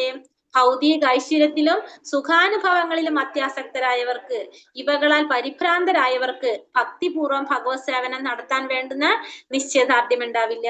അപ്പൊ ഈ ഭൗതിക ഐശ്വര്യത്തില് പിന്നെ സുഖാനുഭവങ്ങളില് നമ്മള് കൂടുതൽ സുഖങ്ങൾ അനുഭവിക്കാൻ വേണ്ടിയിട്ട്, ഭൗതികമായ ഐശ്വര്യങ്ങൾക്ക് വേണ്ടിയിട്ട് അത്യാസക്തി കാട്ടാം. നമ്മൾ ഭയങ്കരമായിട്ട് ആസക്തരാവും അതിന് വേണ്ടിയിട്ട്. അപ്പൊ അങ്ങനെ ആവുമ്പോ എന്താണ്? നമ്മൾ അതിന്റെ പിന്നാലെ ആയിരിക്കും എപ്പോഴും അല്ലെ. അങ്ങനെയുള്ളവർക്ക് എന്തുണ്ടാവില്ല? ഭക്തിപൂർവ്വം ഭഗവാന്റെ സേവനം ചെയ്യാൻ വേണ്ട ഒരു നിശ്ചയദാർഢ്യം നമുക്ക് ഉണ്ടാവില്ല. നമ്മുടെ മനസ്സിൽ എപ്പോഴും എങ്ങനെയാണ്? നമ്മളെ സുഖങ്ങൾക്ക് വേണ്ടിയിട്ട് നമ്മൾ ഓടിക്കൊണ്ട് നടക്കാണ്. അപ്പൊ നമുക്ക് അവിടെ എന്ത് ചെയ്യാൻ സാധിക്കില്ല? ഭഗവത് സേവനം ഭക്തിപൂർവ്വം ചെയ്യാനായിട്ട് സാധിക്കില്ല. അങ്ങനെയുള്ളവർക്ക് എന്തുണ്ടാവില്ല? നിശ്ചയദാർഢ്യം ഉണ്ടാവില്ല എന്നിവിടെ പറയാണ്. ധ്യായതോ വിഷയാൻ പുംസ സംഘസ്തേഷൂപജായതേ സംഘാ സംജായതാ കാമാ ക്രോധാഭിജായതേ. അങ്ങനെയുള്ളവർക്ക് എന്താ സംഭവിക്കുന്നത്? അങ്ങനെ ഇപ്പൊ നമ്മൾ പറഞ്ഞു, ഈ ആസക്തിയുള്ളവർക്ക്, ഭൗതികമായ വിഷയങ്ങളിൽ ആഗ്രഹമുള്ളവർക്ക്, ഭൗതികമായ വിഷയങ്ങളിൽ ആഗ്രഹം ഉണ്ടാവുന്ന വെച്ചാൽ എന്താണ്, നമ്മുടെ ഇന്ദ്രിയ വിഷയങ്ങൾ അല്ലെ, അതിനെ കുറിച്ച് നമ്മൾ എപ്പോഴും ചിന്തിച്ചു കൊണ്ടിരിക്കുകയാണ്. അങ്ങനെയുള്ളവർക്ക് എന്താ സംഭവിക്കുന്നത്? ഇന്ദ്രിയ വിഷയങ്ങളെ പറ്റി ചിന്തിച്ചു കൊണ്ടിരിക്കുന്നവർക്ക് അവയിൽ ആസക്തി ഉണ്ടാകുന്നു. അപ്പൊ ആസക്തിയിൽ നിന്ന് എന്ത് വരും? നമുക്ക് കാമം വരും. കാമത്തിൽ നിന്ന് ക്രോധം വരും. അപ്പൊ നമ്മളിപ്പോ ഒരു ഇന്ദ്രിയ വിഷയങ്ങളെ കുറിച്ച് പറഞ്ഞു, ഭൗതികമായ ഐശ്വര്യങ്ങൾക്ക്, ഭൗതികമായ ആഗ്രഹങ്ങളെ കുറിച്ച് ചിന്തിച്ചുകൊണ്ടേയിരിക്കുമ്പോ നമുക്ക് അതിൽ എന്ത് വരും? നമുക്കതിൽ ആസക്തി ഉണ്ടായിക്കൊണ്ടിരിക്കും. ഇപ്പൊ നമ്മളുടെ തൊട്ടപ്പുറത്ത് വീട്ടിലൊരു നമ്മളുടെ അറിയുന്ന റിലേറ്റീവ് ആരും ആയിക്കോട്ടെ, നല്ല ഭംഗിയുള്ള ഒരു സാരി ഉടുത്ത് പോണ കാണുമ്പോൾ നമ്മളും വിചാരിക്കും അതേപോലത്തെ ഒരു സാരി മേടിക്കണം എന്ന് വിചാരിക്കും. അപ്പൊ നമുക്ക് ആ സാരിയെ കുറിച്ച് മാത്രം നമ്മൾ ചിന്തിച്ചുകൊണ്ടിരിക്കുമ്പോൾ നമുക്ക് ആ സാരി വേണം വേണം വേണം എന്നുള്ളൊരു ആഗ്രഹമാണ് നമ്മുടെ ഉള്ളിൽ അല്ലെ. അപ്പൊ ആ സാരിനോട് നമുക്ക് ഭയങ്കര ആകർഷണം തോന്നും. അല്ലെങ്കിൽ ഒരു വണ്ടി, ഒരു കാർ ആയിക്കോട്ടെ, അപ്പൊ നമുക്ക് എന്താ തോന്നുന്നത്? ആ കാറ് മേടിക്കണം, അതിനോട് ഭയങ്കര ആസക്തി വരും. നമുക്ക് ആസക്തി ഉണ്ട്, പക്ഷെ നമുക്ക് എന്തില്ല, നമുക്കത് മേടിക്കാനുള്ള പൈസ ഇല്ല നമ്മളെ കയ്യില്. അപ്പൊ നമുക്ക് എന്ത് വരും? നമുക്ക് ആസക്തിയിൽ നിന്ന് നമുക്ക് അത് മേടിക്കാനുള്ള ആഗ്രഹം വരും. ആഗ്രഹമുണ്ട്, ആസക്തി വന്നു നമുക്ക്, അപ്പൊ അത് മേടിക്കാനുള്ള ആഗ്രഹവും വന്നു. പക്ഷെ നമ്മളെ കയ്യിൽ അതിനുള്ള എന്തില്ല? പൈസ ഇല്ല. അപ്പൊ സംഭവിക്കാൻ നമുക്കത് മേടിക്കാൻ പറ്റില്ല. അപ്പൊ നമുക്ക് ഓട്ടോമാറ്റിക്കലി എന്ത് സംഭവിക്കും? ആ കാമം എന്ന് വെച്ചാൽ ആഗ്രഹമാണ്. ആഗ്രഹം വന്നിട്ട് നമുക്കത് നടക്കാതെ വരുമ്പോ നമുക്ക് അവിടെ എന്ത് സംഭവിക്കും? ക്രോധം വരും, ദേഷ്യം വരും നമുക്ക് അല്ലെ. നമുക്ക് ഒരു കാര്യം, ഇപ്പൊ നമ്മളൊരു വണ്ടി തന്നെ എടുക്കാം. വണ്ടി ആകുമ്പോൾ കുറെ പൈസ വേണം, വലിയൊരു വണ്ടി മേടിക്കാണ്. ആ വണ്ടി മേടിക്കാനായിട്ട് നമ്മൾ എന്നും ഇരുന്നിട്ട് മൊബൈൽ നോക്കിക്കൊണ്ടിരിക്കുകയാണ്. ഈ വണ്ടിയുടെ സ്പെഷ്യലൈസ് എന്തൊക്കെയാണ്, അതിന്റെ സ്പെസിഫിക് കാര്യങ്ങളൊക്കെ നോക്കി നമ്മൾ എന്നും അതിങ്ങനെ നോക്കിക്കൊണ്ടിരിക്കുമ്പോൾ നമുക്ക് അതിനോട് ഭയങ്കര ആസക്തി വരാണ്. ഈ വണ്ടി എങ്ങനെയെങ്കിലും മേടിക്കണം. അതിന്റെ വില നോക്കുമ്പോ ഭയങ്കര വലിയ സംഖ്യയാണ് വരുന്നത്. അപ്പൊ നമുക്ക് എന്താണ്? ആസക്തി ഉണ്ട്. ആസക്തി വന്നു നമുക്ക് അതിനോട് ആഗ്രഹം വന്നു. ആഗ്രഹം വന്നിട്ട് അതിന്റെ വില കണ്ടോണ്ടിട്ട് നമുക്ക് എന്താവും? ദേഷ്യം വരും. കാരണം നമുക്ക് കിട്ടുന്ന ശമ്പളം അനുസരിച്ച് നമുക്ക് ആ വണ്ടി മേടിക്കാനായിട്ട് സാധിക്കില്ല. അപ്പൊ നമുക്ക് ഓട്ടോമാറ്റിക്കലി എന്ത് വരും? ക്രോധം വരും നമുക്കവിടെ. ക്രോധം വന്നു കഴിഞ്ഞാൽ നമുക്ക് എന്താ സംഭവിക്കുന്നത് അവിടെ? ക്രോധം വന്നു കഴിഞ്ഞാല് ക്രോധാത് ഭവതി സമ്മോഹ, സ്മൃതി വിഭ്രമഃ, സ്മൃതി ഭ്രംശാത് ബുദ്ധിനാശോ, ബുദ്ധിനാശാത് പ്രണശ്യതി. ക്രോധത്തിൽ നിന്ന് സമ്മോഹം വരും. സമ്മോഹത്തിൽ നിന്ന് ഓർമ്മപ്പിഴവ്, ഓർമ്മപ്പിഴവിൽ നിന്ന് ബുദ്ധിനാശം, ബുദ്ധിനാശത്തിൽ നിന്ന് ഭൗതിക കയത്തിലേക്ക് വീണ് സർവനാശം സംഭവിക്കും. അപ്പൊ ക്രോധത്തിൽ നിന്ന് നമുക്ക് എന്ത് വരും? സമ്മോഹം എന്ന് വെച്ചിട്ടുണ്ടെങ്കിൽ ശരിയും തെറ്റും മനസ്സിലാക്കാൻ പറ്റാത്ത അവസ്ഥ. ദേഷ്യം വന്നിട്ട് കണ്ണു കാണാൻ പറ്റാത്ത അവസ്ഥ എന്ന് പറയില്ലേ നമ്മള്, അത് ആ ക്രോധത്തിൽ നിന്ന് നമുക്ക് എന്ത് സംഭവിക്കും? സമ്മോഹം വരും. അതിൽ നിന്ന് നമുക്ക് എന്ത് വരും? ഓർമ്മപ്പിഴവ് വരും. ദേഷ്യം വന്ന് കണ്ണു കാണാൻ പറ്റാണ്ടാകുമ്പോ നമുക്ക് ഓട്ടോമാറ്റിക്കലി ഓർമ്മപ്പിഴവ് വരും. ഓർമ്മപ്പിഴവിൽ നിന്ന് നമുക്ക് ബുദ്ധിനാശം വരും. നമ്മളെ ബുദ്ധി നശിച്ചു, എന്താണ് ചെയ്യേണ്ടതെന്ന് നമുക്ക് മനസ്സിലാകില്ല. ആ ബുദ്ധിനാശം വന്നാൽ നമുക്ക് എന്ത് വരും? സർവനാശം വരും നമുക്ക്. ഇതെല്ലാം സംഭവിക്കുന്നത് എവിടെ നിന്ന്? ഇന്ദ്രിയ വിഷയത്തിൽ നിന്ന്. നമുക്ക് ഒരു വസ്തു കണ്ടപ്പോ, നമുക്ക് ആ ഒരു കാറ് കണ്ടപ്പോ നമുക്ക് ഉണ്ടാവുന്ന ആസക്തി, അതാണ് നമ്മളിൽ എന്തിലെത്തിക്കുന്നത്? ആഗ്രഹമാകുന്നത്. ആഗ്രഹത്തിൽ, അതായത് കാമത്തിൽ നിന്ന് നമുക്ക് ക്രോധം വന്നു, ക്രോധത്തിൽ നിന്ന് സമ്മോഹം വന്നു, സമ്മോഹത്തിൽ നിന്ന് ഓർമ്മപ്പിഴവ് വന്നു, ഓർമ്മപ്പിഴവിൽ നിന്ന് ബുദ്ധിനാശം, നിന്ന് നാശം. ഇതിന്റെ കാരണം എവിടെയാണ്? ഇന്ദ്രിയ വിഷയം അല്ലെ. നമ്മള് ഭൗതികമായിട്ടുള്ള നമ്മുടെ ആഗ്രഹങ്ങൾ, അതാണ് നമ്മൾ ഇതിലേക്ക് കൊണ്ട് എത്തിക്കുന്നത്. അപ്പൊ അത് സംഭവിക്കുമ്പോ എന്താ ചെയ്യുന്നത്? നമ്മള് പ്രഷർ കുക്കർ പോലെ പൊട്ടിത്തെറിക്കുന്ന ഒരു അവസ്ഥയിലേക്ക് എത്തും. അപ്പൊ അതിൽ നിന്ന് നമുക്ക് എങ്ങനെയാ മാറാൻ സാധിക്കുക? രാഗദ്വേഷ വിമുക്തൈസ്തു വിഷയാനീന്ദ്രിയൈശ്ചര്യൻ ആത്മവൈശ്യർ വിധേയാത്മാ പ്രസാദമധിഗച്ഛതി. രാഗദ്വേഷങ്ങളിൽ നിന്ന് വിമുക്തനായി സ്വാതന്ത്ര്യത്തിന് വേണ്ടിയുള്ള നിബന്ധനകൾ വഴി ഇന്ദ്രിയങ്ങളെ നിയന്ത്രിക്കുന്ന ഒരു വ്യക്തിക്ക് ഭഗവാന്റെ പൂർണ്ണ കാരുണ്യം ലഭ്യമാകും. അപ്പോ എപ്പോഴാണ് രാഗദ്വേഷങ്ങളിൽ നിന്ന് വിമുക്തനായി? രാഗദ്വേഷം എന്ന് വെച്ചിട്ടുണ്ടെങ്കിൽ നമ്മുടെ ഇഷ്ടങ്ങളും അനിഷ്ടങ്ങളും, അതാണ് രാഗദ്വേഷം എന്ന് പറയുന്നത്. അപ്പൊ നമ്മൾ എന്ത് ചെയ്യണം? നമ്മൾ ആ ആഗ്രഹങ്ങൾ, ഇഷ്ടങ്ങളും അനിഷ്ടങ്ങളിൽ നിന്ന് നമ്മൾ മാറാം. അതിൽ നിന്ന് മാറി സ്വാതന്ത്ര്യത്തിന് വേണ്ടിയുള്ള നിബന്ധനകൾ വഴി ഇന്ദ്രിയങ്ങളെ നിയന്ത്രിക്കുക. നമ്മളെ ഇഷ്ടങ്ങളും അനിഷ്ടങ്ങളിൽ നിന്ന് നമ്മൾ മാറി നമ്മുടെ ഇന്ദ്രിയങ്ങളെ നിയന്ത്രിക്കാൻ കഴിയുന്ന ഒരു വ്യക്തിക്ക് എന്തുണ്ടാവും? ഭഗവാന്റെ പൂർണ്ണ കാരുണ്യം ലഭിക്കും. നമ്മളെ ഇഷ്ടങ്ങളും അനിഷ്ടങ്ങളും മാറിക്കഴിഞ്ഞാൽ തന്നെ നമുക്ക് എന്തായി? നമുക്ക് പ്രോബ്ലം സോൾവ് ആയി അല്ലെ. അപ്പൊ തന്നെ നമ്മുടെ ഇന്ദ്രിയങ്ങളെ നിയന്ത്രിക്കാൻ നമുക്ക് സാധിക്കും. അപ്പൊ നമുക്ക് ഭഗവാന്റെ പൂർണ്ണ കാരുണ്യം നമുക്ക് ലഭിക്കാനായിട്ട് സാധിക്കും. നാസ്തി ബുദ്ധിരയുക്തസ്യ നാചായുക്തസ്യ ഭാവന നചാഭാവയത ശാന്തിരശാന്ത്യസ്യ കുതഃ സുഖം. പരമപുരുഷനുമായി അതായത് കൃഷ്ണാവബോധത്തിൽ ബന്ധപ്പെടാത്തവന് ദിവ്യ ബുദ്ധിയോ ഉറച്ച മനസ്സോ ലഭിക്കില്ല. അതില്ലാതെ മനസ്സമാധാനം കൈവരിക്കാൻ സാധ്യമല്ല. സമാധാനമില്ലെങ്കിൽ സുഖമെവിടെ? അപ്പൊ ഭഗവാനുമായിട്ട് ബന്ധപ്പെടാത്തവൻ എന്ത് കിട്ടില്ല? ദിവ്യമായ ബുദ്ധിയോ ഉറച്ച മനസ്സോ ലഭിക്കില്ല. അപ്പൊ നമ്മൾ ഇന്നലെ പറഞ്ഞു അല്ലെ, നമ്മുടെ ബുദ്ധിയും മനസ്സും എന്ത് ചെയ്യണം? കൃഷ്ണാവബോധത്തിൽ പ്രവർത്തിപ്പിക്കണം, വ്യാപിപ്പിക്കണം. എങ്കിൽ മാത്രമാണ് നമ്മുടെ പ്രവർത്തനങ്ങൾ എന്തായിട്ട് മാറുള്ളൂ? ഭഗവാനുമായിട്ട് ബന്ധപ്പെട്ടതായിട്ട് മാറുന്നുള്ളൂ. അപ്പൊ അതേപോലെ തന്നെ കൃഷ്ണാവബോധവുമായിട്ട്, അത് ഭഗവാനുമായിട്ട് ബന്ധപ്പെടാത്തവൻ എന്തുണ്ടാവുന്നില്ല? ഉറച്ച ബുദ്ധിയും വരുന്നില്ല, മനസ്സും വരുന്നില്ല. അതില്ലെങ്കിൽ നമുക്ക് എന്ത് കിട്ടുന്നില്ല? സമാധാനം കിട്ടില്ല. സമാധാനം ഇല്ലെങ്കിൽ നമുക്ക് എന്തുണ്ടാവില്ല? സുഖം ഉണ്ടാവില്ല. അപ്പൊ ഭഗവാനുമായിട്ട് ബന്ധപ്പെട്ടാൽ മാത്രമേ നമുക്ക് സമാധാനവും സുഖമൊക്കെ കിട്ടുള്ളൂ എന്നിവിടെ പറഞ്ഞു തരാണ്. അതുകൊണ്ട് അപ്പൊ എന്താ പറയുക? തസ്മാദസ്യ മഹാബാഹോ നിഗ്രഹീതാനി സർവശഃ ഇന്ദ്രിയാണി ഇന്ദ്രിയാർത്ഥേഭ്യ തസ്യ പ്രജ്ഞാ പ്രതിഷ്ഠിത. അതുകൊണ്ട് നമ്മൾ എന്ത് ചെയ്യണം? തസ്മാ വെച്ചാൽ അതുകൊണ്ട് എന്ത് ചെയ്യണേ? കൈക്കരുത്തുള്ളവനെ, ഇന്ദ്രിയങ്ങളെ അവയുടെ വിഷയങ്ങളിൽ നിന്ന് പിന്മാറാൻ കഴിവുള്ള ആളാണ് സ്ഥിതപ്രജ്ഞൻ. അപ്പൊ അതുകൊണ്ട് പറയാണ്, കൈക്കരുത്തുള്ളവനെ അർജുനനോട് പറയാണ്, ഇന്ദ്രിയങ്ങളെ എന്ത് ചെയ്യണം? ഇന്ദ്രിയ വിഷയങ്ങളിൽ നിന്ന് പിന്മാറ്റാൻ നമുക്ക് സാധിക്കണം. അങ്ങനെ മാറ്റാൻ സാധിക്കുന്ന വ്യക്തി സ്ഥിതപ്രജ്ഞൻ എന്നാണ് ആ വ്യക്തിയെ പറയുന്നത്. അപ്പൊ അങ്ങനെ ഇന്ദ്രിയങ്ങളെ, ഇന്ദ്രിയ വിഷയങ്ങളിൽ നിന്ന് പിന്മാറ്റാനായിട്ട് നമുക്ക് സാധിക്കണം. അങ്ങനെ ഉള്ള വ്യക്തിയെ സ്ഥിതപ്രജ്ഞൻ എന്ന് നമുക്ക് പറയാനായിട്ട് സാധിക്കും. ഇന്ദ്രിയങ്ങളെ കൃഷ്ണന്റെ അതീന്ദ്രിയ സേവനത്തിൽ നിയോഗിക്കുക അഥവാ കൃഷ്ണാവബോധത്തിൽ മുഴുകുക വഴി മാത്രമേ ഒരാൾക്ക് ഇന്ദ്രിയ സുഖാവേശം നിയന്ത്രിക്കാൻ കഴിയൂ. ശത്രുക്കളെ ഒതുക്കുന്നത് കൂടുതൽ ശക്തി കൊണ്ടാണല്ലോ. ഇന്ദ്രിയങ്ങളെ മനുഷ്യ പ്രയത്നം കൊണ്ട് ഒതുക്കാനാവില്ല. അതിന് അവയെ ഭഗവത് സേവനത്തിൽ എപ്പോഴും ഏർപ്പെടുത്തുക മാത്രമാണ് ഉപയോഗം. അപ്പൊ ഇന്ദ്രിയങ്ങളെ നിയന്ത്രിക്കാൻ സാധിക്കുന്ന വ്യക്തിയാണ് സ്ഥിതപ്രജ്ഞൻ. ഇന്ദ്രിയങ്ങൾ നമുക്ക് പറയുന്ന പോലെ നിയന്ത്രിക്കാൻ നമുക്ക് സാധിക്കുമോ? ഇല്ല. നമുക്ക് ഇന്ദ്രിയങ്ങളെ നിയന്ത്രിക്കണം എന്ത് ചെയ്യണം? അതിനെ നമ്മൾ അതീന്ദ്രിയ സേവനത്തിൽ ഉപയോഗിക്കണം. ഇന്ദ്രിയങ്ങളെ ഭഗവാന്റെ സേവനത്തിൽ ഉപയോഗിക്കുമ്പോഴാണ് നമുക്ക് എന്ത് ചെയ്യാൻ സാധിക്കുക?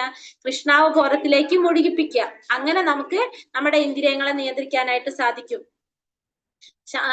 അങ്ങനെ നമുക്ക് എന്ത് ചെയ്യാം? നമ്മളെ ശത്രുക്കളെ ഒതുക്കാം. നമ്മളെ ശത്രു ആണ് ശരിക്കും ഇന്ദ്രിയങ്ങൾ അല്ലെ.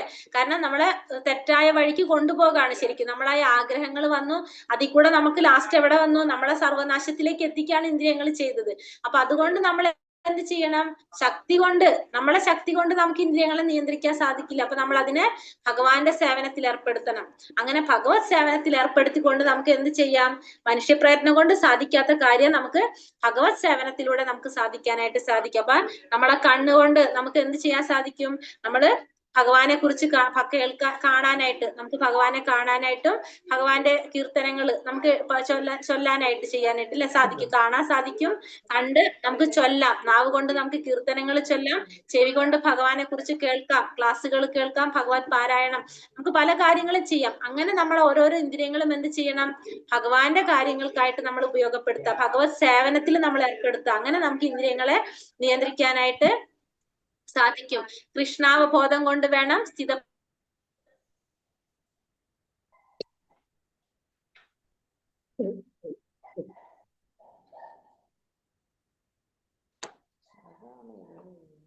സൗണ്ട് ഇല്ലല്ലോ മാതാജി.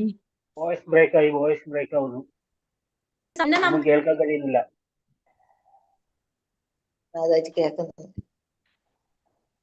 മാതാജി കേൾക്കുന്നില്ല. നെറ്റ് കട്ടായി. റേഞ്ച് കുറവായിട്ടുണ്ടാവും. വീഡിയോ കാണാനൊന്നുമില്ല.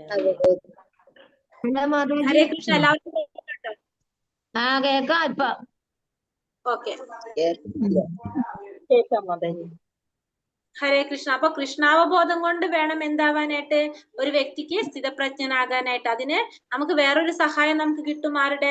ഒരു ആധ്യാത്മിക ഗുരുവിന്റെ സഹായം. ആ ഗുരുവിന്റെ മേൽനോട്ടത്തിൽ നമുക്ക് പരിശീലിക്കാനായിട്ട് ഇത് സാധിക്കും. അങ്ങനെ നമുക്ക് അങ്ങനെ നമുക്ക് എന്താ പറയാ, പരിശീലിച്ച് അങ്ങനെ അറിയിച്ചു കഴിഞ്ഞാൽ ആ സാധകൻ അല്ലെങ്കിൽ ആ വ്യക്തി എന്താണ്?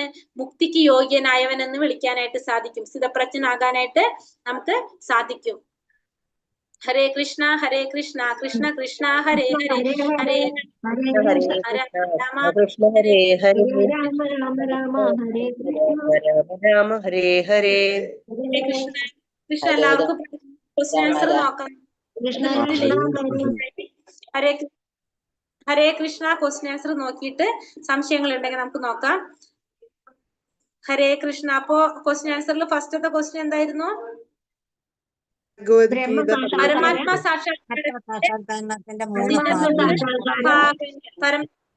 സാക്ഷാത്കാരത്തിന്റെ 3 ഭാവങ്ങൾ ഏതൊക്കെയാണ്?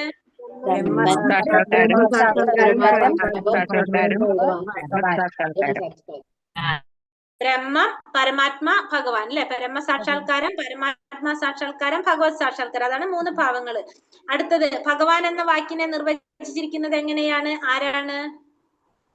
സൗന്ദര്യം, സമ്പത്ത്, ജ്ഞാനം, ത്യാഗം എന്നിവ പരിപൂർണ്ണമായി ഉൾക്കൊള്ളുന്ന പരമപുരുഷൻ. മാതാജി എനിക്ക് കേൾക്കുന്നുണ്ടോ? ഹരേ കൃഷ്ണ. എല്ലാവർക്കും പ്രോബ്ലം ഉണ്ടോ? പറഞ്ഞോളൂ.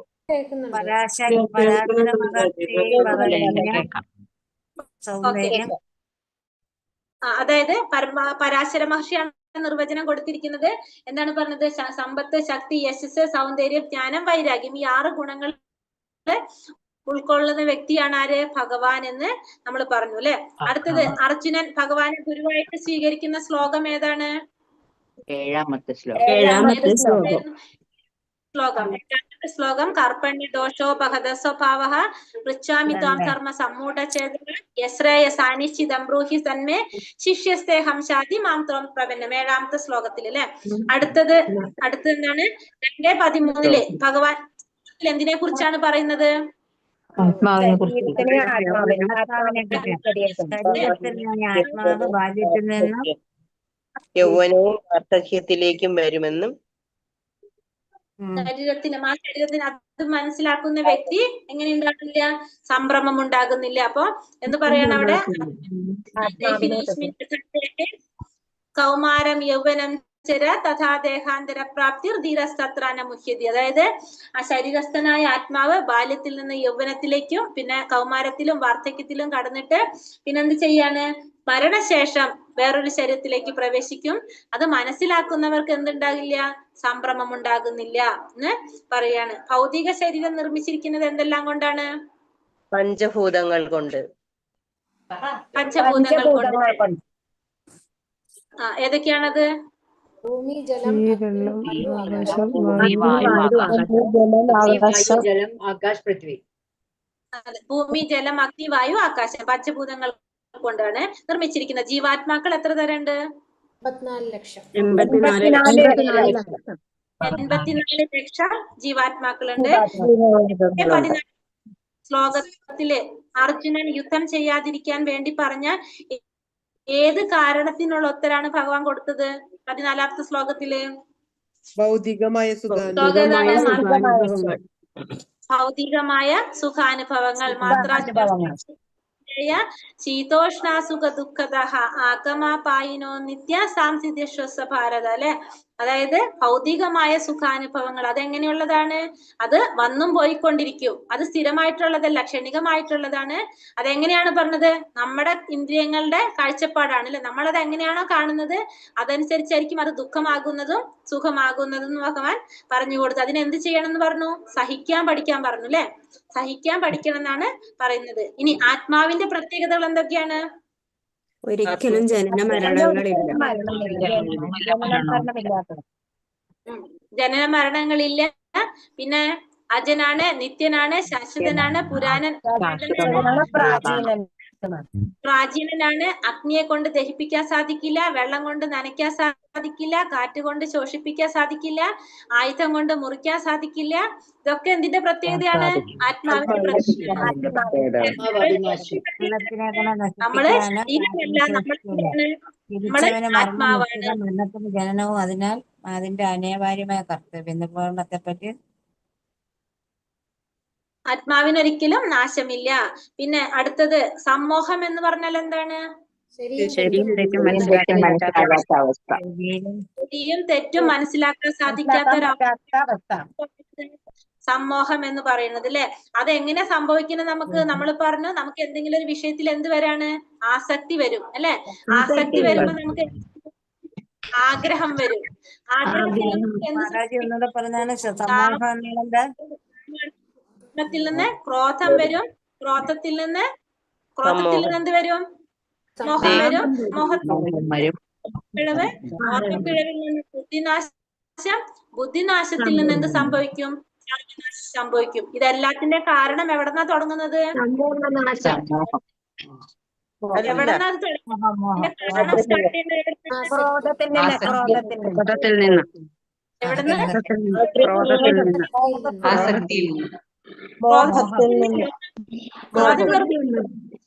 മോഹം, ആഗ്രഹങ്ങൾ, ക്രോധത്തിൽ നിന്നാണ് വരുന്നത്. ക്രോധത്തിന് മുന്നേ വരില്ലേ? ക്രോധം തന്നെ വരുമോ? അല്ല, ക്രോധത്തിന് മുന്നേ എന്ത് വരുന്നുണ്ട്? ആഗ്രഹം വരുന്നുണ്ട് നമുക്ക്, അല്ലെ? ആസക്തി വരുന്നുണ്ട്, അല്ലെ? ആസക്തി വരുമ്പോഴാണ് ഫസ്റ്റ് നമുക്ക് എന്ത് വരികയാണ്? ആസക്തി. ഏതെങ്കിലും ഒരു വസ്തുവിനോട് നമുക്ക് ആസക്തി വരും. ആസക്തി വരുമ്പോഴാണ് നമ്മൾ അതിങ്ങനെ കണ്ടോണ്ടിരിക്കുമ്പോ നമുക്ക് ആസക്തി വരുമ്പോഴാണ് അതുപോലെ ആഗ്രഹം വരുന്നത്. ആഗ്രഹം വരുമ്പോഴാണ് നമുക്കത് കിട്ടാതെ വരുമ്പോ എന്ത് വരുന്നത്? ക്രോധം വരുന്നത്. ക്രോധം വരുമ്പോ മോഹം വരും. എന്ത് വരും? സമ്മോഹം വരുമ്പോ സമ്മോഹം, പിന്നെ മനസ്സിലാക്കാൻ പറ്റാത്ത ഓർമ്മപ്പിഴവ് എന്ന ബുദ്ധിനാശം, പിന്നെ സർവനാശം സംഭവിക്കുന്നത്. അടുത്തത് സ്ഥിതപ്രജ്ഞനാരാണ്? ഇന്ദ്രിയങ്ങളെ അവരുടെ വിഷയങ്ങളിൽ നിന്ന് പിന്മാറ്റാൻ കഴിവുള്ള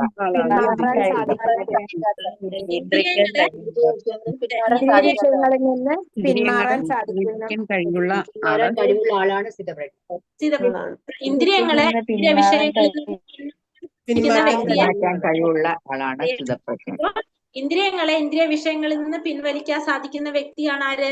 സ്ഥിതപ്രജ്ഞൻ എന്ന് പറയുന്നത്. ഹരേ കൃഷ്ണ.